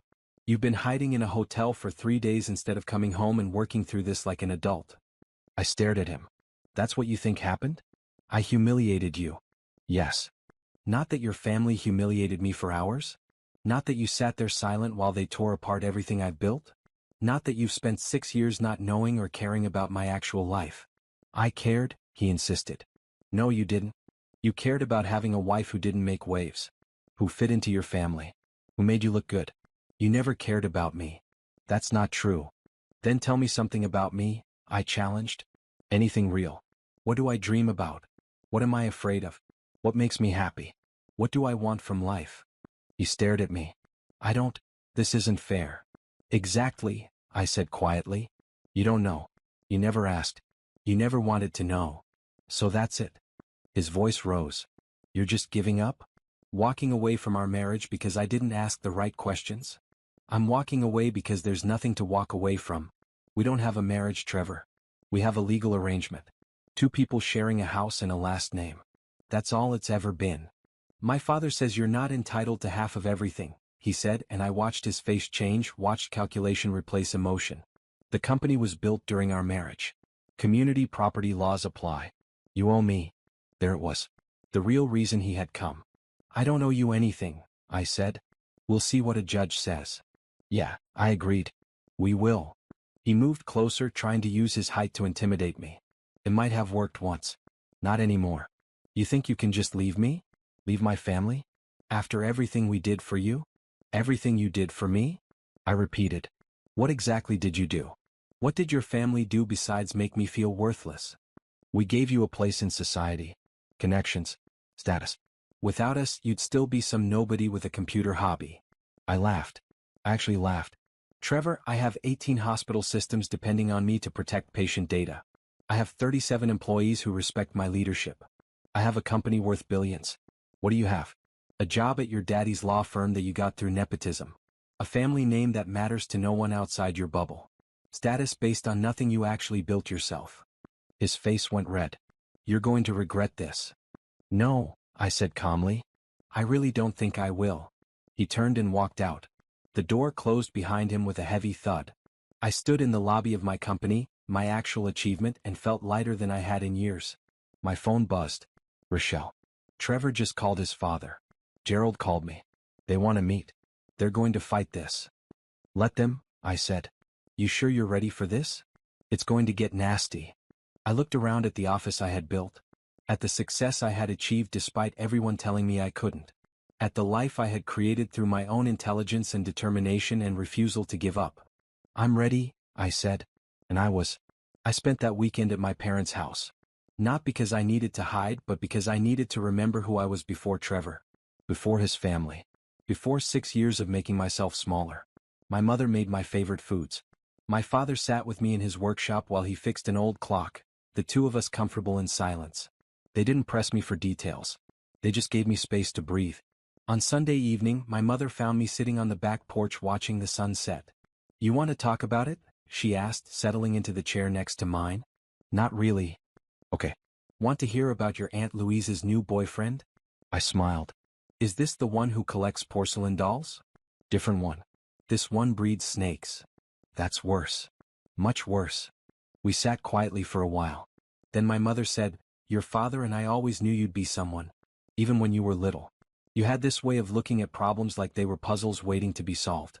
You'd get so focused you'd forget to eat." "I still do that." "I know. Tandy emails me when she's worried you're not taking care of yourself." I turned to look at her. "Tandy emails you? Someone has to make sure you're eating. You hired an assistant who understands that, boss. She checks in once a month. Tells me if you're overdoing it." I didn't know whether to be touched or mortified. "That's invasive." "That's love," my mother corrected. "You have people who care about you. Who see you. Who know you. That Trevor boy never deserved you. You should have said something." Would you have listened? Probably not. I had been so determined to make the marriage work. So convinced that if I just tried harder, gave more, shrunk smaller, it would all be fine. "I wasted 6 years," I said. "You didn't waste anything. You built an incredible company during those years. You became the person you were meant to be. You learned what you don't want. That's not waste. That's growth." "I feel stupid," I admitted, "for not seeing it sooner. Baby, we all make mistakes in love. We all stay too long in situations that hurt us. The important thing is you're leaving now. You're choosing yourself. That takes courage." "It doesn't feel courageous. It feels scary." Courage is doing the right thing even when it's scary. Especially when it's scary. My phone buzzed. A text from Rochelle. "Meeting with Trevor's lawyer tomorrow at 10. You don't have to attend, but I recommend it. Show strength. Show you're not hiding." I texted back. "I'll be there." My mother read over my shoulder. "That's tomorrow. You should get some rest." "I won't be able to sleep." "Try anyway. You need your strength for what's coming." She was right. The next months would be brutal. Divorce was never clean, especially when money was involved. Especially when one party felt humiliated and wanted revenge. That night, I lay in my childhood bed and stared at the ceiling. This room held so many memories. Late nights studying for exams. Early mornings getting ready for school. Hours spent coding my first programs on an old computer my father had bought at a garage sale. This was where I had dreamed of building something big. Something that mattered. Something that would change how healthcare data was protected. I had done it. Despite everyone who doubted me. Despite a husband who didn't believe in me. Despite a family who saw me as a failure. I had actually done it. The next morning I dressed carefully. A blue suit, tailored and professional. My hair pulled back neatly. Minimal jewelry. I looked like the CEO I was. Like someone who knew her worth. Rochelle met me outside the law office. It was a modern building downtown, all glass and steel. Gerald's firm occupied 3 floors. "You ready?" Rochelle asked. "As ready as I'll ever be. Remember, stay calm. Don't let them provoke you. Don't answer questions I tell you not to answer. And if it gets bad, we leave. You don't owe them anything." We rode the elevator up to the 15th floor. The receptionist directed us to a conference room. Large table. Leather chairs. Walls of law books that probably no one ever read. Gerald was already there with another lawyer, a thin man in an expensive suit. Trevor sat next to them looking miserable. He wouldn't meet my eyes. "Naomi," Gerald said, standing. His voice was falsely jovial. "Good of you to come. Let's settle this like civilized people, shall we?" I sat down across from him. Rochelle sat next to me, her notepad ready. "Let's start with the house," Gerald began. "Clearly that needs to be sold. Proceeds split evenly." "Fine," I said. I didn't care about the house. It had never felt like home anyway. "Now regarding the business," Gerald continued, and I saw the gleam in his eye. "As we understand it, Beacon Tech Solutions was founded shortly before your marriage and grew substantially during the marriage. California law is clear on this.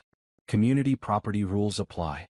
My son is entitled to half the company's current value. Rochelle spoke before I could. The company was incorporated 2 months before the marriage using funds from Ms. Harper's separate property. She can document every investment, every loan, every source of capital. None of it came from marital funds. But the growth happened during the marriage, Gerald argued. Trevor provided the support system that allowed her to build this company. He's entitled to compensation. What support? I asked. Gerald looked at me. Excuse me? What support did Trevor provide? Emotional support? Is that what you call sitting silent while your family insulted me for 6 years? Financial support? I paid half of everything and funded my company myself. Practical support? He didn't know where my office was. So tell me, what exactly did he support? He provided a stable home, Gerald said. A foundation. A foundation built on contempt, I said. That's not support. That's tolerance at best. You're being emotional, the other lawyer said. His name was Richard something. I hadn't bothered to learn his last name. I'm being factual, I corrected. Trevor never contributed to my company. Not money. Not time. Not even belief. He actively dismissed my work. His family mocked it constantly. That's the opposite of support. Nevertheless, Gerald said, the law is on our side. We're willing to be reasonable. We'll settle for 40% of the company's value. That's $920 million. Transfer that to Trevor and we'll call it even. I almost laughed. No. Naomi, Trevor said, speaking for the first time. Be reasonable. I'm your husband. I deserve something. Based on what? I asked him directly. What did you ever do to deserve any part of what I built? I was there, he said weakly. Being present isn't the same as being supportive. Being in the same house isn't the same as being a partner. I gave you 6 years, he said, and there was anger in his voice now. I gave you 6 years too, I said. 6 years of trying to be who you wanted. 6 years of making myself small. 6 years of ignoring the fact that you didn't actually care about me.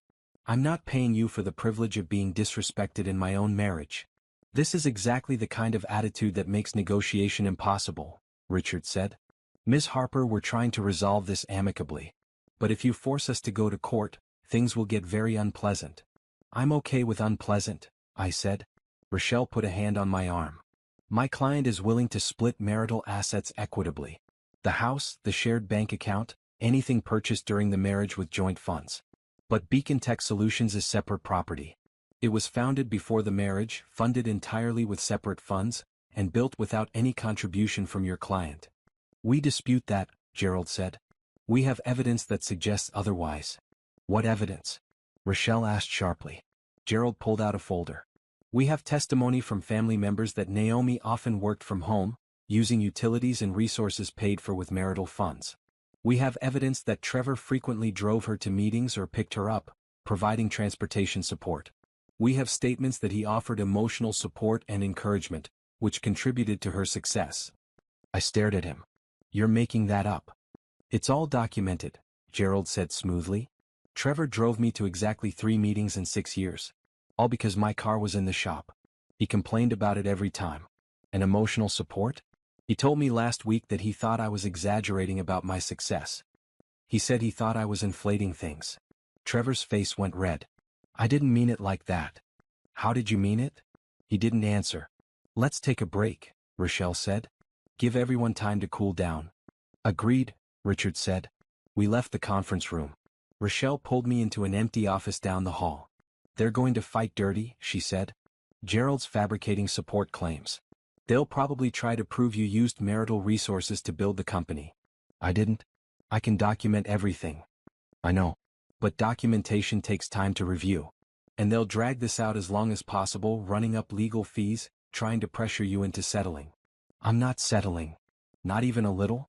A few million to make this go away. Not $1, I said firmly. If I give them anything, I'm validating their claim that they deserve it. That Trevor contributed somehow. He didn't. He never did. And I won't pay him to go away. Rochelle studied me. Okay. Then we fight. But Naomi, this could take years. Could cost hundreds of thousands in legal fees. It could get very, very ugly. I don't care. You might care when they start digging into your personal life. When they try to make you look bad in court. When they bring up every argument, every fight, every mistake. Let them, I said. I have nothing to hide. My company is legitimate. My success is real. And anyone who looks at the evidence will see that Trevor contributed nothing. We went back to the conference room.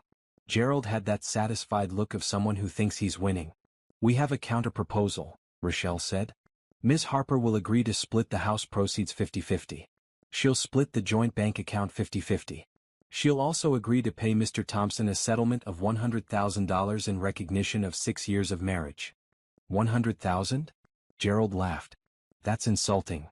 It's generous, Rochelle countered, given that Mr. Thompson contributed nothing to the asset in question. But Ms. Harper is willing to acknowledge the years of marriage with a settlement. That's her final offer. Absolutely not, Gerald said. We want at least 10% of the company. That's $230 million. Then we'll see you in court, Rochelle said, standing up. I stood too. Trevor looked panicked. Wait, he said. Just wait. Can we talk about this? No, I said simply. You had 6 years to talk to me. To see me. To care about what I was building. You chose not to. Now you want to benefit from something you never supported? It doesn't work that way. This isn't fair, he said. You're right, I agreed. It's not fair. It wasn't fair when your family spent years treating me like a failure. It wasn't fair when you sat silent while they insulted me. It wasn't fair when you admitted you thought I was exaggerating my success. None of that was fair. But I'm not letting unfairness determine my future anymore. We'll destroy you in court, Gerald said. His jovial mask was gone. We'll make you look like the villain. Like an ungrateful wife who abandoned her marriage for money. Try it, I said. I'll show the judge every text message where Trevor threatened me. Every email from your wife telling me I owed your family an apology. Every piece of evidence that shows how you all treated me. Let's see how that plays. Gerald's face darkened. You're making a mistake. I've made plenty of mistakes, I said. Marrying your son was one of them. But leaving him isn't. I walked out of that conference room with my head high. Rochelle followed, trying to hide a smile. In the elevator she said, that was either brilliant or catastrophic. Time will tell. I don't care which it is, I said. I'm done being afraid of them. Good, Rochelle said. Because they're going to come at you hard. But Naomi? I've never been more proud of you. My phone buzzed. A text from Veronica. Still on for coffee Thursday? I have so much to tell you about how my week has gone. Spoiler alert, it's been weird. I texted back. Definitely still on. I have stories too. That afternoon I went to my office for real. Not sneaking in on a weekend but walking through the door like the CEO I was. My employees greeted me normally, unaware of the personal drama happening in the background. Tandy met me at my office door. Boss. You good? Getting there. Need me to handle anything? Cancel anything? Hurt anyone? Just need to work. Got that Texas proposal ready? On your desk. Also, we got another inquiry. Hospital system in Oregon. They specifically asked for you by name. By name? By actual name. Naomi Harper. Not Ann Harper. Someone's been talking. I thought about Veronica. About that dinner. About how sometimes the worst moments lead to unexpected connections. Let's set up the meeting, I said. I'm done hiding. That night, I drove to the house I had shared with Trevor. Our house. Soon to be just his house, then no one's house. Just another piece of property to be divided and sold. I needed to get my things. I had been wearing the same few outfits for a week. Living out of a suitcase. That couldn't continue. Trevor's car wasn't there. Good. I didn't want another confrontation. I let myself in. The house was exactly as I had left it. Coffee cups still in the sink from the morning of that dinner. Mail piled on the counter. Everything frozen in time. I went upstairs and started packing. Clothes. Toiletries. The few personal items I cared about. My laptop and files were already at the office. Everything else could be sold with the house. I was loading boxes into my car when Trevor pulled up. He got out slowly, looking exhausted. You're taking your stuff, he said. Yes. Where are you staying? That's not your concern. Naomi. He moved closer. Can we please just talk? Without lawyers. Without my family. Just us. There is no us, Trevor. There hasn't been for a long time. Maybe there never was. I loved you, he said. Did you? Or did you love the idea of me? The version of me that fit into your life without causing problems? He didn't answer. That's what I thought, I said. I loaded the last box, closed the trunk, stood looking at this man I had promised forever to.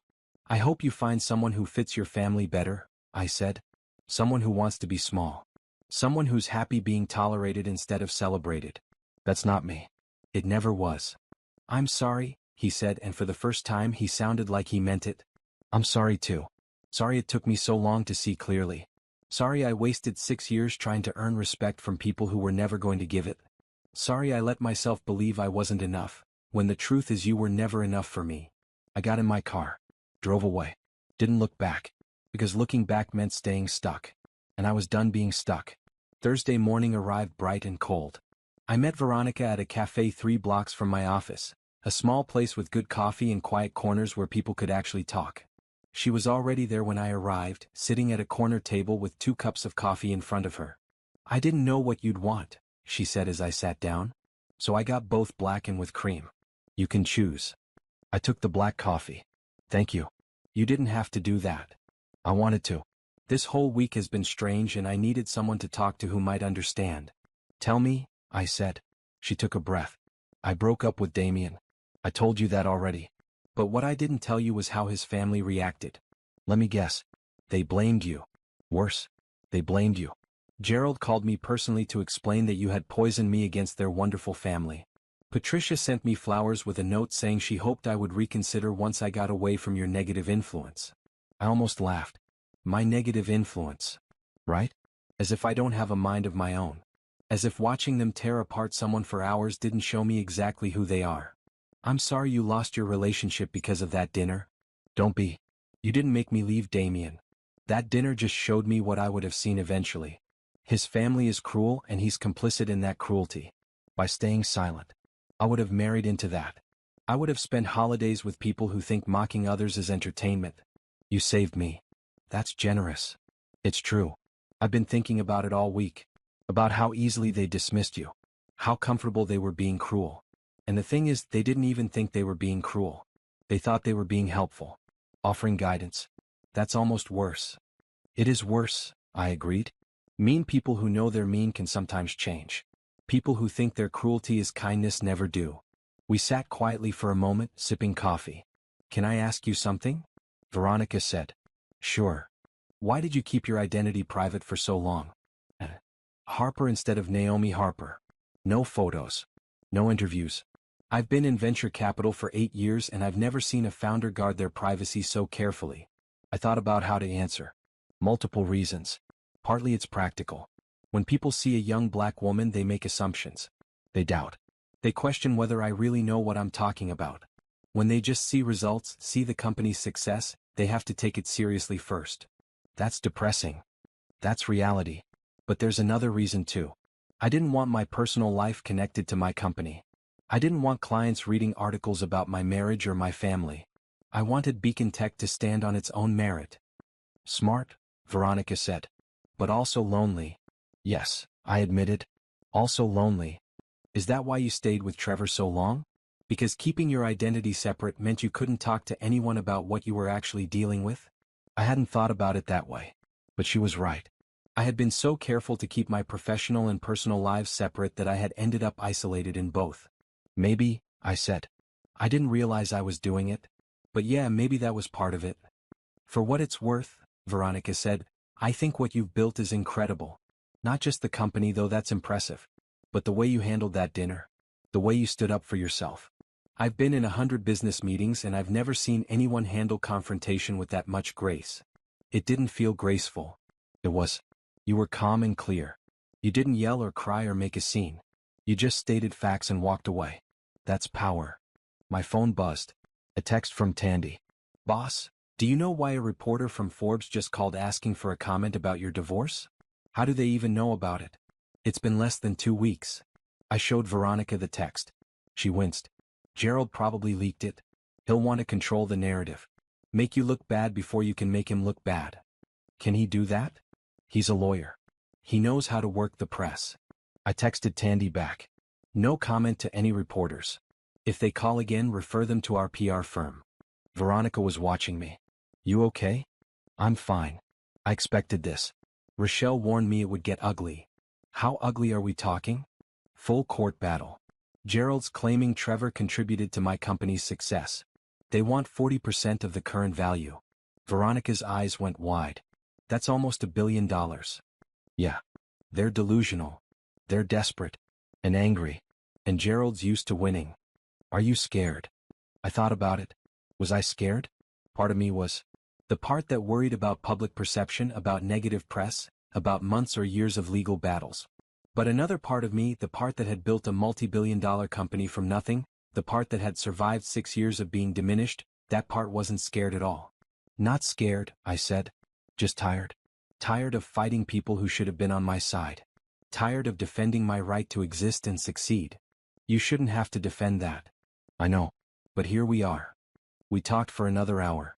About business. About life. About what it meant to be women in tech, women of color in spaces that weren't built for us, women who succeeded anyway. When we finally got up to leave, Veronica hesitated. Can I ask you something else? Of course. That investment proposal. I know this probably isn't the right time. But I meant it. If you're ever interested in discussing partnership with Harrison Ventures, I would love to talk. Real talk. Professional talk. Not ambush at family dinner talk. I smiled. I'll think about it. Once this divorce mess is settled. Fair enough. We exchanged actual phone numbers. Made plans to meet again. It felt strange making a friend out of what should have been a disaster. But sometimes the best things came from the worst situations. Walking back to my office, I felt lighter. Like talking to someone who understood, had released pressure I didn't know I was carrying. Tandy was waiting for me with a concerned expression. Boss, we need to talk about this Forbes thing. I did some digging. The reporter who called is known for writing hit pieces. Someone definitely fed them information. What kind of information? Questions about whether Beacon Tech is stable. Whether personal drama is affecting your leadership. Whether the company can survive if you're distracted by divorce proceedings. I sat down at my desk. Gerald's trying to tank my company. Looks like it. But boss, here's the thing. I've been here since day one. I've watched you build this. Your team believes in you. Your clients trust you. One nasty article won't change that.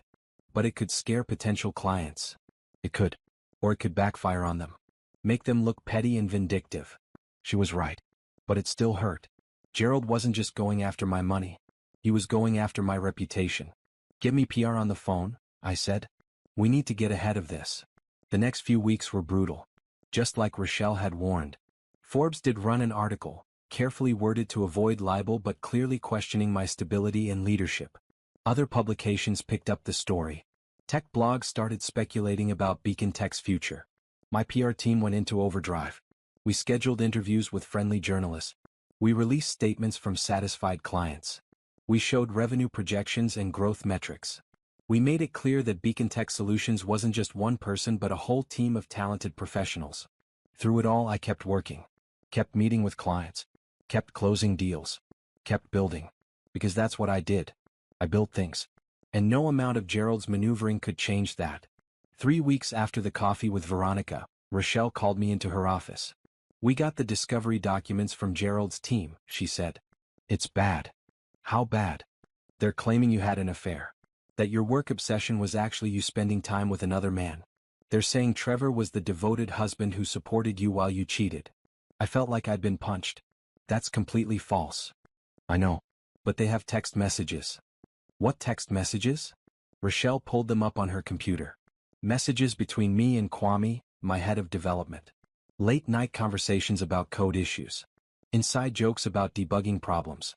Professional messages taken out of context to look personal. This is work communication, I said. Kwame and I have never had anything romantic. He's married. He has 2 kids. I believe you. But out of context, these messages could look suspicious to a judge who doesn't understand tech culture. I scrolled through the messages. They were cherry-picked. Every friendly good night, or thanks for staying late highlighted. Every technical conversation removed. They're twisting everything, I said. That's what they do. We'll depose Kwame. Get his testimony. Prove these were work communications. But Naomi, you need to prepare yourself. This is going to be their strategy. Make you look like the bad spouse. Like the one who destroyed the marriage. While ignoring 6 years of their behavior. Exactly. I left Rochelle's office feeling sick. Not because I was guilty of anything but because I was learning how easily truth could be manipulated. That evening, I called a meeting with my senior team. Tandy, Kwame, and 3 others. My core people. You probably know there's been press about my personal life, I said. My divorce is getting complicated. The other side is making things up to try to discredit me. I want to be transparent with all of you. This might get worse before it gets better. If anyone wants to distance themselves from me or from the company until this settles, I understand. No one moved. Boss, Kwame said, we know you. We work with you every day. We know there's nothing inappropriate between us. If they want to twist our work conversations into something else, that's on them. But I'm not going anywhere. Me neither, Tandy said. You built this company. You built this team. We're not abandoning you because your ex-husband's family is trying to cause trouble. The others nodded in agreement. I felt tears threaten. I swallowed them back. Thank you. All of you. We're in this together, Kwame said. That's what teams do. After they left, I sat alone in my office. Outside the window, the city lights were coming on. People going home to their families, their partners, their lives.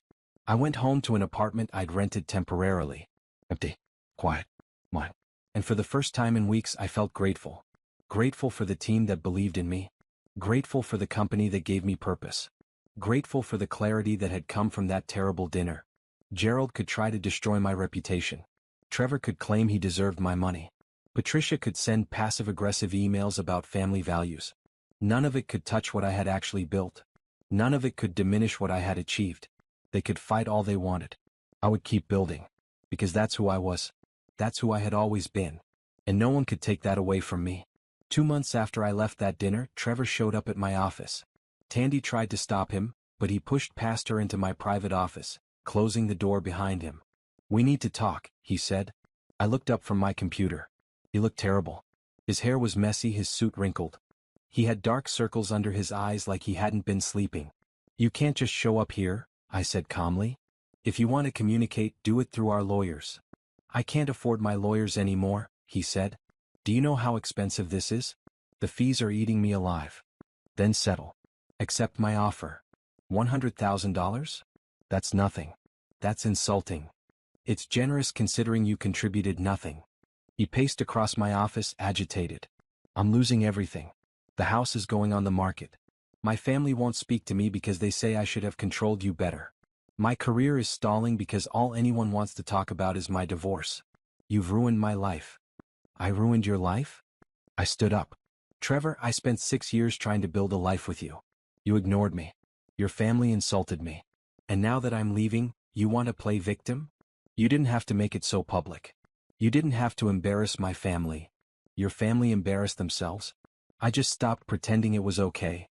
He slammed his hand on my desk. I didn't flinch. Tandy immediately opened the door, phone in hand, security number pulled up. Is everything okay, boss? She asked. It's fine, I said, keeping my eyes on Trevor. Trevor was just leaving. I'm not leaving until you hear me out, he said. Then I'm calling security, Tandy said. Wait. Trevor held up his hands. Please. Just 5 minutes. I nodded at Tandy. She left but didn't close the door all the way. What do you want? I asked Trevor. I want you to tell the truth. Tell the lawyers that I supported you. That I helped build this company. That I deserve something. I won't lie for you. It's not lying. I was there. I was your husband. That counts for something. Being present isn't the same as being supportive. You know that. He ran his hands through his hair. You're being vindictive. You're punishing me because my family hurt your feelings. Your family didn't hurt my feelings, Trevor. They showed me who they were. And more importantly, you showed me who you were by staying silent.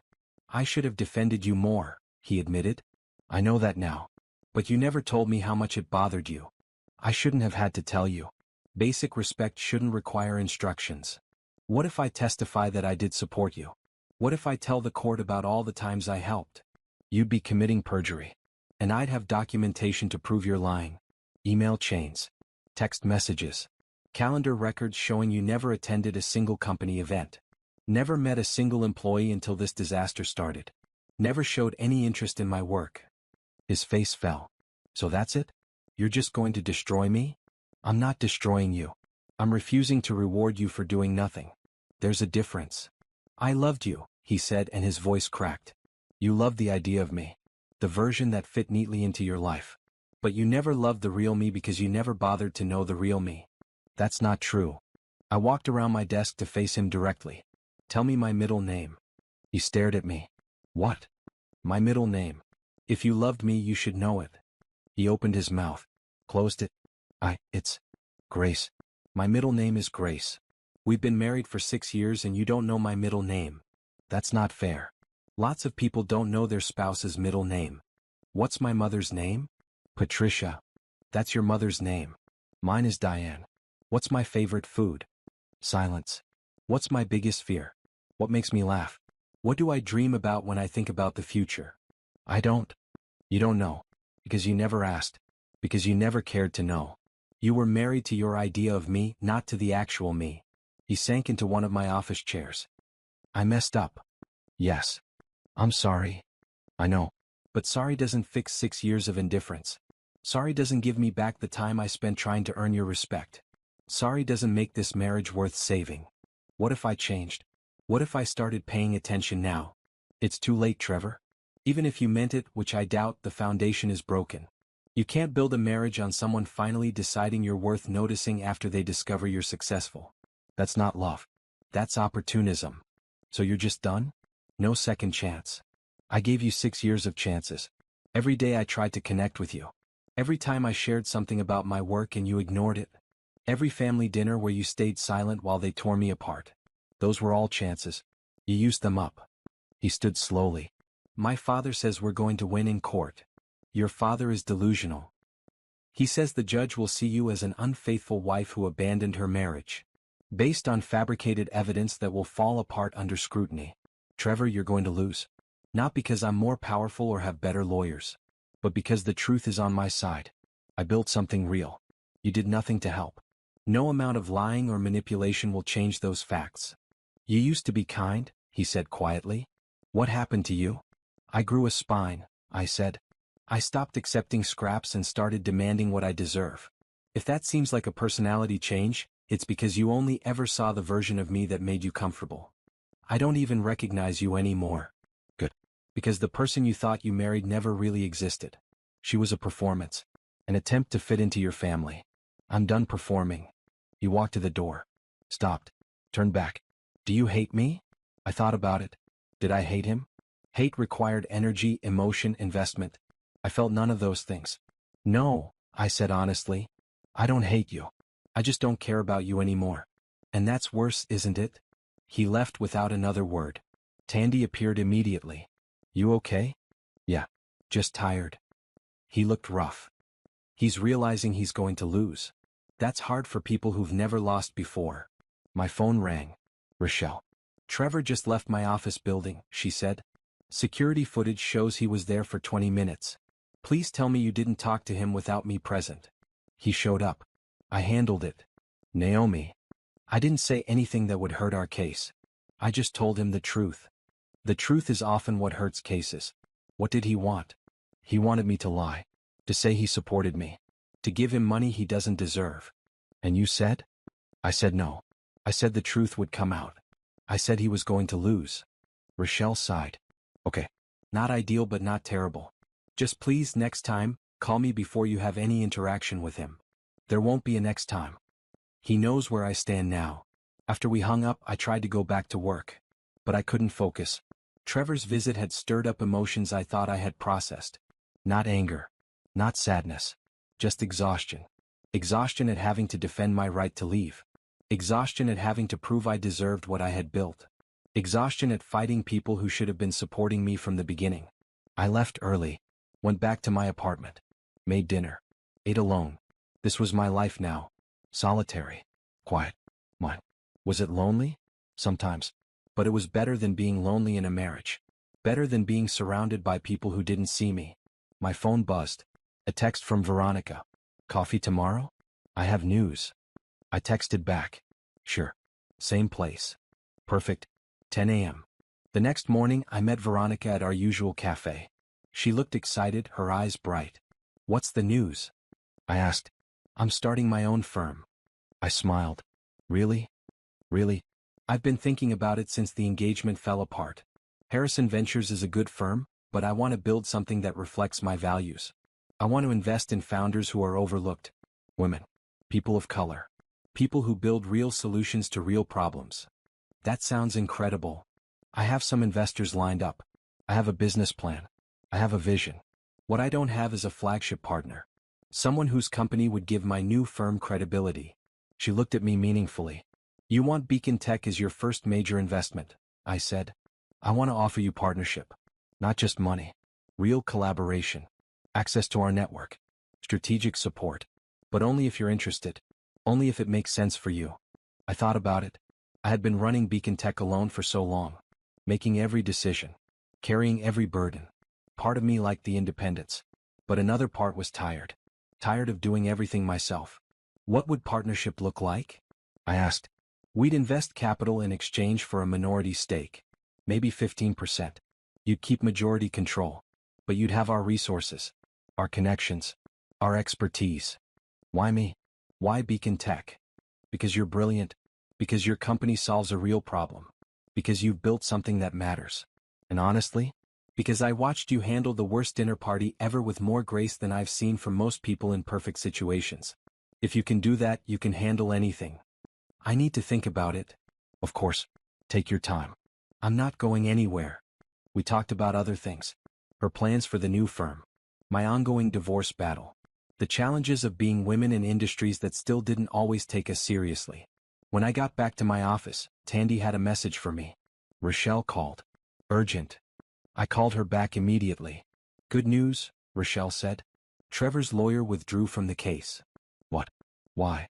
Turns out fabricating evidence is frowned upon by the Bar Association. Richard got cold feet. Didn't want to risk his license. So what happens now? Trevor needs to find a new lawyer. Which will take time. And cost money he doesn't have. We're in a strong position. I think he'll have to settle. On our terms?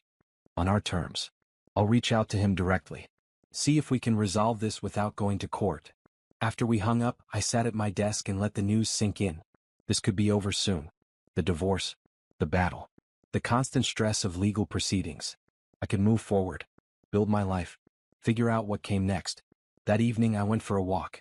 The city was beautiful at dusk, lights coming on, people heading home. I thought about everything that had happened. The dinner that changed everything. The revelation that freed me. The battle that showed me my own strength. I thought about Trevor showing up at my office looking desperate. About Gerald's attempts to destroy my reputation failing. About Patricia's fake concern being exposed as manipulation. I thought about my team standing by me. About clients who trusted my leadership. About Veronica offering real partnership. I thought about the life I had now.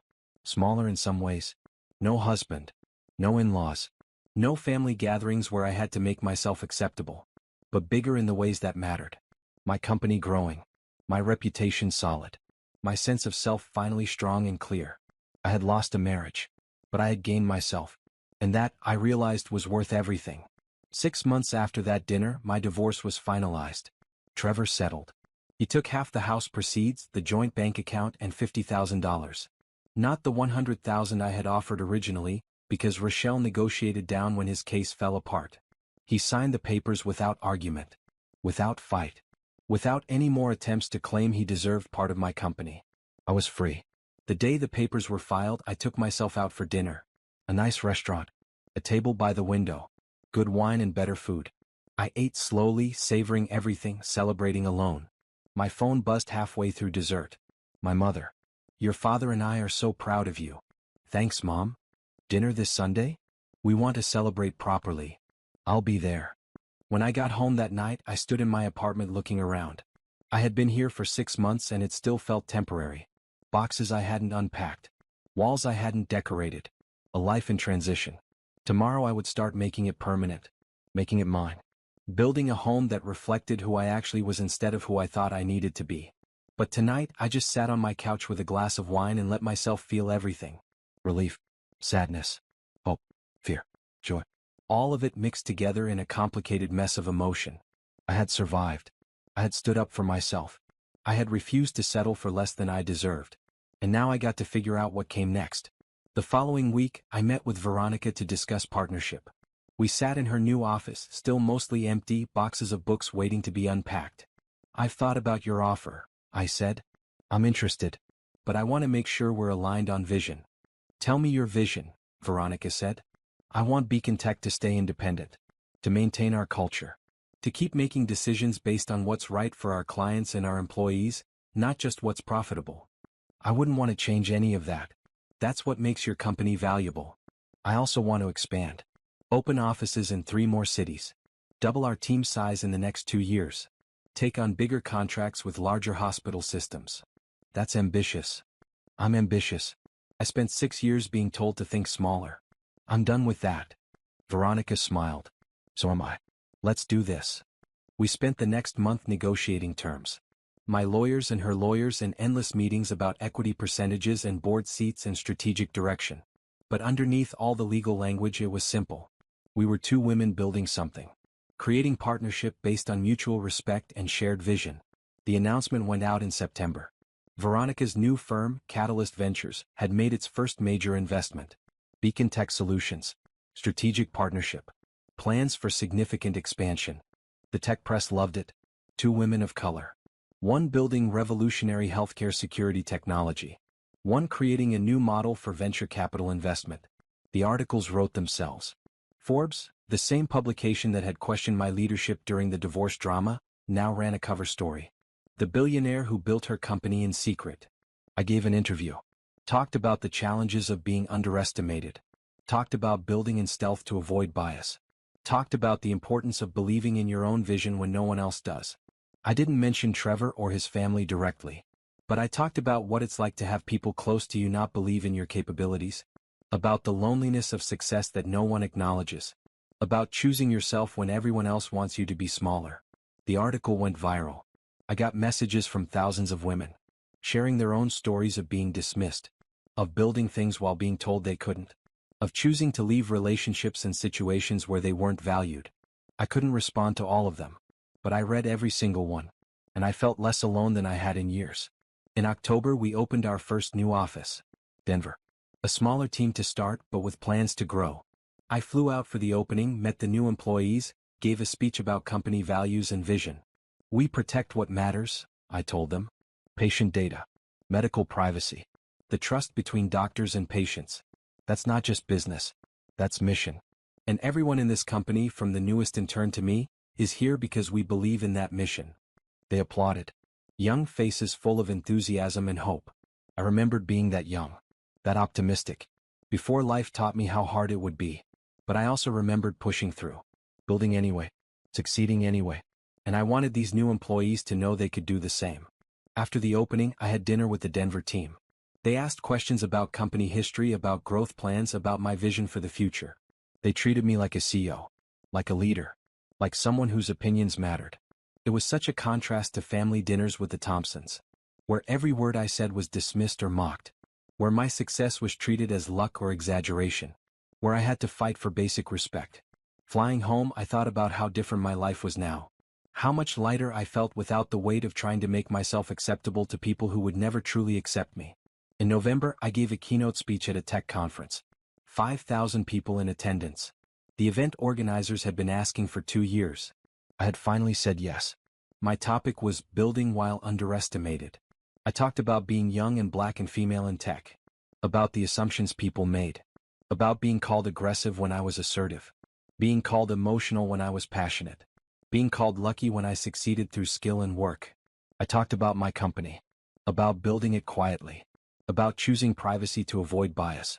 About the strategy of letting my work speak before letting people see who I was. I talked about the dinner. Not naming names. Not pointing fingers. But sharing the story of success that no one recognized because they had already decided I wasn't capable of it. The people closest to you should be your biggest supporters, I said. But sometimes they're your biggest doubters. And when that happens, you have a choice. You can shrink to fit their limited vision of you. Or you can grow beyond their ability to see you. I chose growth. Even when it meant leaving people behind. The applause was thunderous. Standing ovation. Afterwards, dozens of people came up to share their own stories. To say thank you. To say they needed to hear that. A young woman, maybe 23, with bright eyes and nervous energy. I'm in graduate school for computer science. My family keeps asking when I'm going to get a real job. Your story gives me hope. Keep building, I told her. They'll see eventually. And if they don't, you'll find people who do. An older man, probably in his 60s. I've been in tech for 40 years. I've never heard anyone speak about this so honestly. Thank you for your courage. Thank you for listening. Person after person. Each with their own version of being underestimated. Each finding recognition in my story. I stayed until everyone who wanted to talk had talked to me. It was exhausting. It was overwhelming. It was exactly what I needed. In the audience, I had noticed someone. Sitting in the third row, asking thoughtful questions during the Q&A portion. A man about my age, professionally dressed, with an easy smile and intelligent eyes. His question had been about environmental considerations in data center management. Specific. Technical. The kind of question that showed real knowledge. Afterwards he approached me. Naomi Harper. I'm Kwame Edwards. Wait, different Kwame. Not my head of development. This was confusing. Not Kwame from your company, he clarified, reading my expression. Different Kwame. I'm an environmental engineer. I work on sustainable technology solutions. That explains your question about data centers. I've been following Beacon Tech for 2 years. Your approach to security is impressive. But I've also been curious about your environmental footprint. We're carbon neutral, I said. As of last year. His eyebrows rose. Really? That's rare for tech companies your size. It matters. If we're going to build technology that protects people, we should also protect the planet they live on. I like that philosophy. We talked for 20 minutes. About sustainability in tech. About the challenges of balancing growth with environmental responsibility. About the future of green computing. It was easy conversation. He listened when I talked. Asked follow-up questions. Treated me like an equal, not like a celebrity or a billionaire or anything other than a person with interesting ideas. Would you want to get coffee sometime? He asked. I'd love to hear more about how you achieved carbon neutrality. And I have some thoughts on ways to improve efficiency if you're interested. Coffee sounds good, I said. We exchanged numbers. Made tentative plans for the following week. Walking away, I felt something I hadn't felt in a long time. Not attraction exactly, though he was attractive. Not romance, though there might be potential there. Just interest. Curiosity. The possibility of connection with someone who saw me as I actually was. In December, I had coffee with Kwame Edwards. We talked for 3 hours. About work mostly. His projects in sustainable urban development. My company's expansion plans. The intersection of our fields. But also about other things. Books we'd read. Places we'd traveled. Families we'd grown up in. He told me about his parents, both professors who had encouraged his curiosity from a young age. I told him about mine, who had believed in me even when no one else did. My mother used to say that being underestimated is a superpower, I told him. When people expect nothing from you, you can exceed their expectations just by being yourself. Smart woman. She really is. At the end of coffee, he didn't ask about a second date. He asked if I'd be interested in consulting on one of his projects. A sustainable technology initiative that needed security protocols. We could collaborate, he said. Professionally. I'd like that. We met 3 more times over the next month. Always professional. Always focused on work. But with an undercurrent of something else. Something that felt like possibility. He never asked about my divorce. Never Googled me and brought up my personal drama. Never treated me like a billionaire or a celebrity. Just treated me like Naomi. Like a person with expertise and ideas and value beyond her net worth. It was refreshing. It was different. It was exactly what I didn't know I needed. On Christmas Eve, I had dinner with my parents. Just the 3 of us. Good food, easy conversation, no stress. You look happy, my mother said. I am happy. Happier than I've seen you in years. The last 6 years weren't great, I admitted. No, my father agreed. They weren't. But you're through them now. You're building the life you want. That takes strength. It takes knowing your worth, my mother added. Which you finally do. After dinner, sitting in my childhood living room, I thought about where I had been a year ago. Married to a man who didn't see me. Part of a family that treated me like a burden. Building a company that no one acknowledged. And where I was now. Single. Free. Growing. Building partnerships based on respect. Making friends who valued me. Opening myself to possibilities I hadn't allowed before. I still had hard days. Days when I missed having a partner, even though I didn't miss Trevor specifically. Days when I felt lonely. Days when the freedom felt more like emptiness. But mostly I felt grateful. Grateful for the dinner that broke everything open. Grateful for the revelation that freed me. Grateful for the strength I found to choose myself. The year was ending. A new one was beginning. Full of uncertainty. Full of possibility. Full of life on my own terms. I went home to my apartment that night. It was still mostly bare. Still mostly undecorated. But I had started to make it mine. Pictures on the walls. Books on the shelves. Plants in the windows. It was becoming home. Slowly. Carefully. In ways that felt true to who I actually was. My phone buzzed. A text from Kwame Edwards. Happy holidays. Hope you're enjoying time with family. I'm thinking about that security protocol discussion we had last week. I have some ideas. Coffee in the new year? I smiled and texted back. Coffee sounds perfect. Then another text. From Veronica. Happy Christmas Eve. Thank you for taking a chance on partnership. Best decision I've made this year. Here's to building something great together. I looked at these messages. From people who saw me. Who valued me. Who treated collaboration as mutual respect rather than charity or tolerance. This was what partnership should feel like. This was what friendship should feel like. This was what life should feel like when you weren't trying to shrink yourself to fit someone else's limitations. I poured myself a glass of wine. Stood at my window looking out at the city. Lights everywhere. People in their homes celebrating holidays in whatever way made sense to them. I raised my glass to my reflection in the window. To survival. To growth. To becoming the person I was meant to be all along. To freedom. To finally being enough for myself. 1 year after the dinner that changed everything, I stood on stage at another tech conference. This one was bigger. More prestigious. The kind of event where CEOs and founders shared vision and strategy. My keynote was titled, Building Your Own Table. A year ago, I began, I sat at a dinner table where every person present dismissed my work, my intelligence, and my right to be taken seriously. They had decided who I was without ever really knowing me. And for a long time I accepted their judgment. I tried to prove them wrong by making myself smaller, hoping that if I was small enough, inoffensive enough, quiet enough, they might eventually see my value. The audience was silent. Hundreds of faces watching me. Listening. But here's what I learned. You can't make people see you if they've decided not to. You can't earn respect from people who've already concluded you're not worthy of it. And you can't build a life trying to fit into someone else's narrow vision of who you should be. I talked about Beacon Tech Solutions. About the decision to build in privacy. About the strategy of letting work speak louder than identity. About the moment of revelation at that dinner when everything shifted. When that woman recognized my company, when she dropped her fork and called me by name, something changed. Not just in the room but in me. Because I realized I had been hiding. Not from the world but from people who should have been celebrating me. I had been making myself invisible to make them comfortable. And that stops now. I shared the numbers. Beacon Tech Solutions was now valued at $3.2 billion. We had expanded to 6 cities. We employed 83 people. We protected the medical data of 42 million patients. We had partnerships with 94 hospital systems. None of that happened because someone believed in me first. It happened because I believed in myself. Because I built anyway. Because I refused to let other people's limitations become my ceiling. The applause was strong. But I wasn't finished. I want to talk about what happened after I left that dinner. Because leaving is only the first step. Building a new life is harder. It means sitting with loneliness. It means questioning every choice. It means learning who you are when you're not performing for people who don't really see you. I talked about the divorce. About the attempts to claim my success as community property.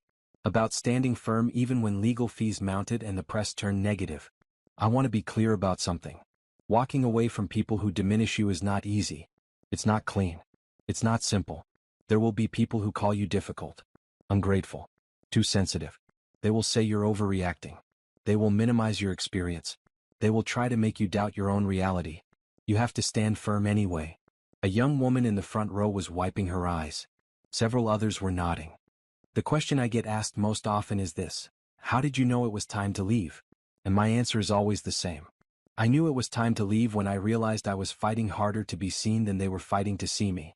When the energy required to maintain the relationship was greater than the value I was receiving from it.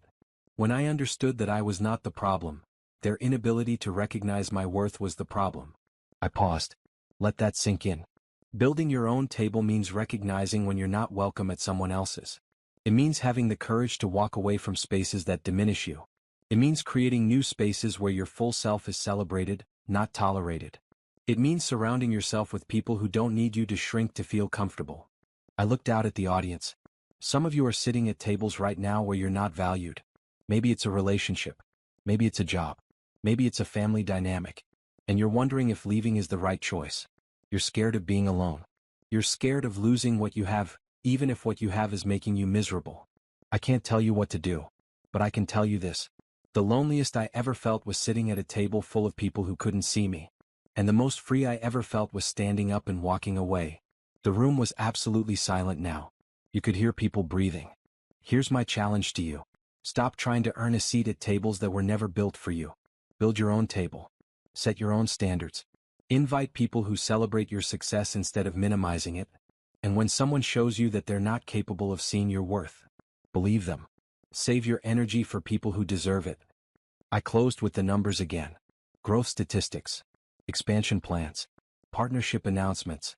Concrete proof that success doesn't require the approval of people who don't value you. The standing ovation lasted 3 minutes. People weren't just clapping. They were crying. They were nodding. They were taking pictures of my slides to remember the message. Afterwards, the line of people waiting to talk to me stretched across the conference hall. Each person had a story. Each person needed to share their own version of being underestimated. Halfway through the line I saw him. Kwame Edwards.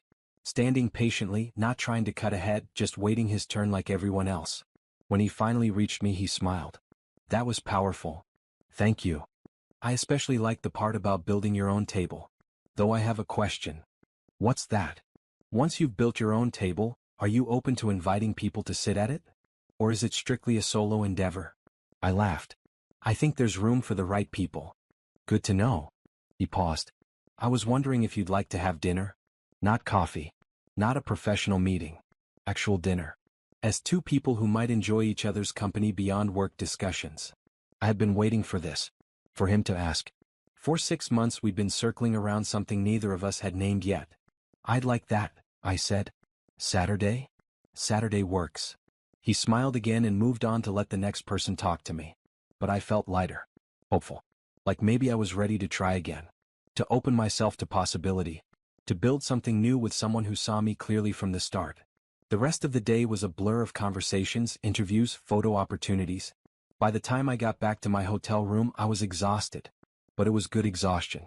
The kind that comes from doing work that matters. My phone had dozens of messages. Tandy checking in. My mother proud. Veronica saying the speech was perfect. Rochelle saying I should run for office someday with rhetoric like that. And one from an unknown number. I almost deleted it. But something made me open it. Hi Naomi. This is Patricia Thompson. I watched your keynote online. I wanted to say I'm sorry. For everything. For how we treated you. For not seeing what you were building. For making you feel small. You were right to leave. I hope you're happy. You deserve to be happy. I stared at the message for a long time. Part of me wanted to respond. To say thank you for the apology. To offer forgiveness. But another part knew that some apologies come too late. Some damage can't be undone. And some relationships aren't worth resurrecting, even when the other person finally sees clearly. I deleted the message without responding. Not out of cruelty, but out of self-preservation. I didn't owe Patricia closure. I didn't owe her forgiveness. I didn't owe her anything. I owed myself peace. And peace meant not reopening doors I had closed for good reason. Saturday came. I met Kwame at a restaurant I had chosen. Something casual but nice. The kind of place where you could have real conversation without pretense. He was already there when I arrived. He stood when he saw me. Pulled out my chair. Small gestures of respect that felt natural, not performative. You look great, he said. Thanks. You clean up well too. We ordered wine. Appetizers. Settled into easy conversation about anything except work. Music we loved. Movies we'd seen. Places we wanted to travel. I've always wanted to go to Ghana, I told him. My grandmother was from there. I want to see where she grew up. We should go, he said, then caught himself. I mean, not we as in together necessarily. I just meant if you go, that would be amazing. I smiled at his sudden nervousness. We could go together. Someday. If this goes well. This, he repeated. You mean this date? I mean this attempt at building something new. Seeing if we fit together in ways that matter. I'd like that, he said. The building something part. I'm good at building things. Me too. We talked for 3 hours. About family. About dreams. About what we wanted from life beyond professional success. I want partnership, I told him honestly. Real partnership. Where both people show up fully. Where communication is clear. Where respect is automatic, not something you have to earn every day. That sounds reasonable. You'd be surprised how rare it is. I wouldn't, he said. I was engaged once. It fell apart because she wanted me to be someone I wasn't. Wanted me to fit into her family's expectations. Wanted me to shrink my ambitions to make her more comfortable. What did you do? I left. It hurt. But I knew I couldn't build a life trying to be someone else's version of me. I looked at him across the table. This man who understood. Who had walked a similar path. Who knew what it cost to choose yourself. I think we're going to get along just fine, I said. He smiled. I think you're right. We walked after dinner. Through the city. Past lit windows and busy streets. Just walking and talking and enjoying the ease of it. At my car he hesitated. Can I see you again? Definitely. Good. Because I really like you. Not billionaire you or CEO you or keynote speaker you. Just you. The person who gets excited talking about data security and laughs at terrible puns and admitted you stress-eat pretzels when you're coding. You remember that? I remember everything you tell me. That might have been the moment. The moment I realized this could be different. This could be real. We dated through spring. Slowly. Carefully. Taking time to actually know each other. He met my parents. I met his. No pressure. No performance. Just introduction to people we cared about. He came to my office. Met my team. Understood what I had built. Was genuinely impressed without being intimidated. Asked smart questions. Offered thoughtful observations. I went to his project sites. Saw the sustainable infrastructure he was developing. Learned about green technology and urban planning. Was genuinely interested in his work the way he was interested in mine. Was easy. That was the remarkable part. Was just easy. No drama. No games. No constant negotiation of respect. Just two people who liked each other building something together. In June, Beacon Tech Solutions announced major expansion. 10 new cities. Partnership with federal healthcare systems. A contract that would protect medical data for 200 million people. The press conference was huge. Cameras everywhere. Questions shouted from reporters. Tandy standing next to me looking proud. Veronica in the audience smiling. And Kwame, sitting in the back. Not trying to be part of it. Just supporting quietly. The way good partners do. After the press conference my phone buzzed. A text from Trevor. The first contact in 6 months. Congratulations. You were right. About everything. I stared at the message. Thought about responding. Decided not to. Some chapters close. You don't need to reopen them just to verify they're finished. I deleted the message and turned back to the people who mattered. My team. My partner Veronica. My parents who had driven in for the announcement. Kwame who was waiting patiently for the chaos to settle. Ready to celebrate? Tandy asked. Absolutely. We went out. The whole team. Plus families. Plus friends. A restaurant with private rooms and good food and lots of laughter. People who had built this with me. People who had believed in the vision. People who had shown up every day and done the work. I looked around the table. At all these faces. All these people who knew me. Really knew me. Who valued me. Who celebrated success without diminishing it. This was what family should feel like. This was what community should feel like. This was what support actually looked like. Kwame caught my eye from across the table. Raised his glass slightly. A private toast. Just for us. I raised mine back. To building.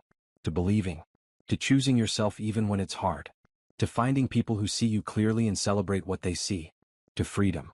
To growth. To beginning again and again and again until you get it right. To life on your own terms. Which is the only life worth living. Later that night, after everyone had gone home after the celebrations ended, I stood at my apartment window looking out at the city. 1 year ago, I had stood at a similar window feeling lost. Feeling uncertain. Feeling like I was starting from nothing. But I hadn't been starting from nothing. I had been starting from myself. From my intelligence. From my strength. From my refusal to accept less than I deserved. And I had built something beautiful. Not just a company. Not just a career. But a life that felt true. Relationships based on respect. Partnerships built on equality. Success that no one could minimize or dismiss. My phone buzzed. Kwame. Thank you for letting me be part of tonight. Your team is incredible. Your vision is inspiring. You're impressive. Sleep well. I smiled and texted back. Thank you for being there. See you tomorrow? Definitely tomorrow. I got ready for bed. Thought about the keynote speech. About the message I had tried to convey. About the young woman in the front row who had been crying. I hope she heard what I was really saying. That leaving is hard. That rebuilding is harder. But that both are worth it. That you cannot build a real life on a foundation of making yourself small. That success means nothing if you're not actually being yourself while achieving it. I hoped she would find her own courage. Her own strength. Her own version of walking away from tables that didn't value her presence. I hoped she would build something beautiful. As I fell asleep, I thought about that dinner 1 year ago. About the moment when Veronica recognized my company. About the fork dropping. About everything changing in an instant. That moment had broken my old life. But it had also built my new one. Sometimes things have to shatter completely before you can put them back together in better shapes. Sometimes the worst dinner of your life leads to the best year of your life. Sometimes being underestimated is the beginning of the story, not the end. Sometimes walking away is the bravest thing you can do. And sometimes, just sometimes, choosing yourself is choosing everything.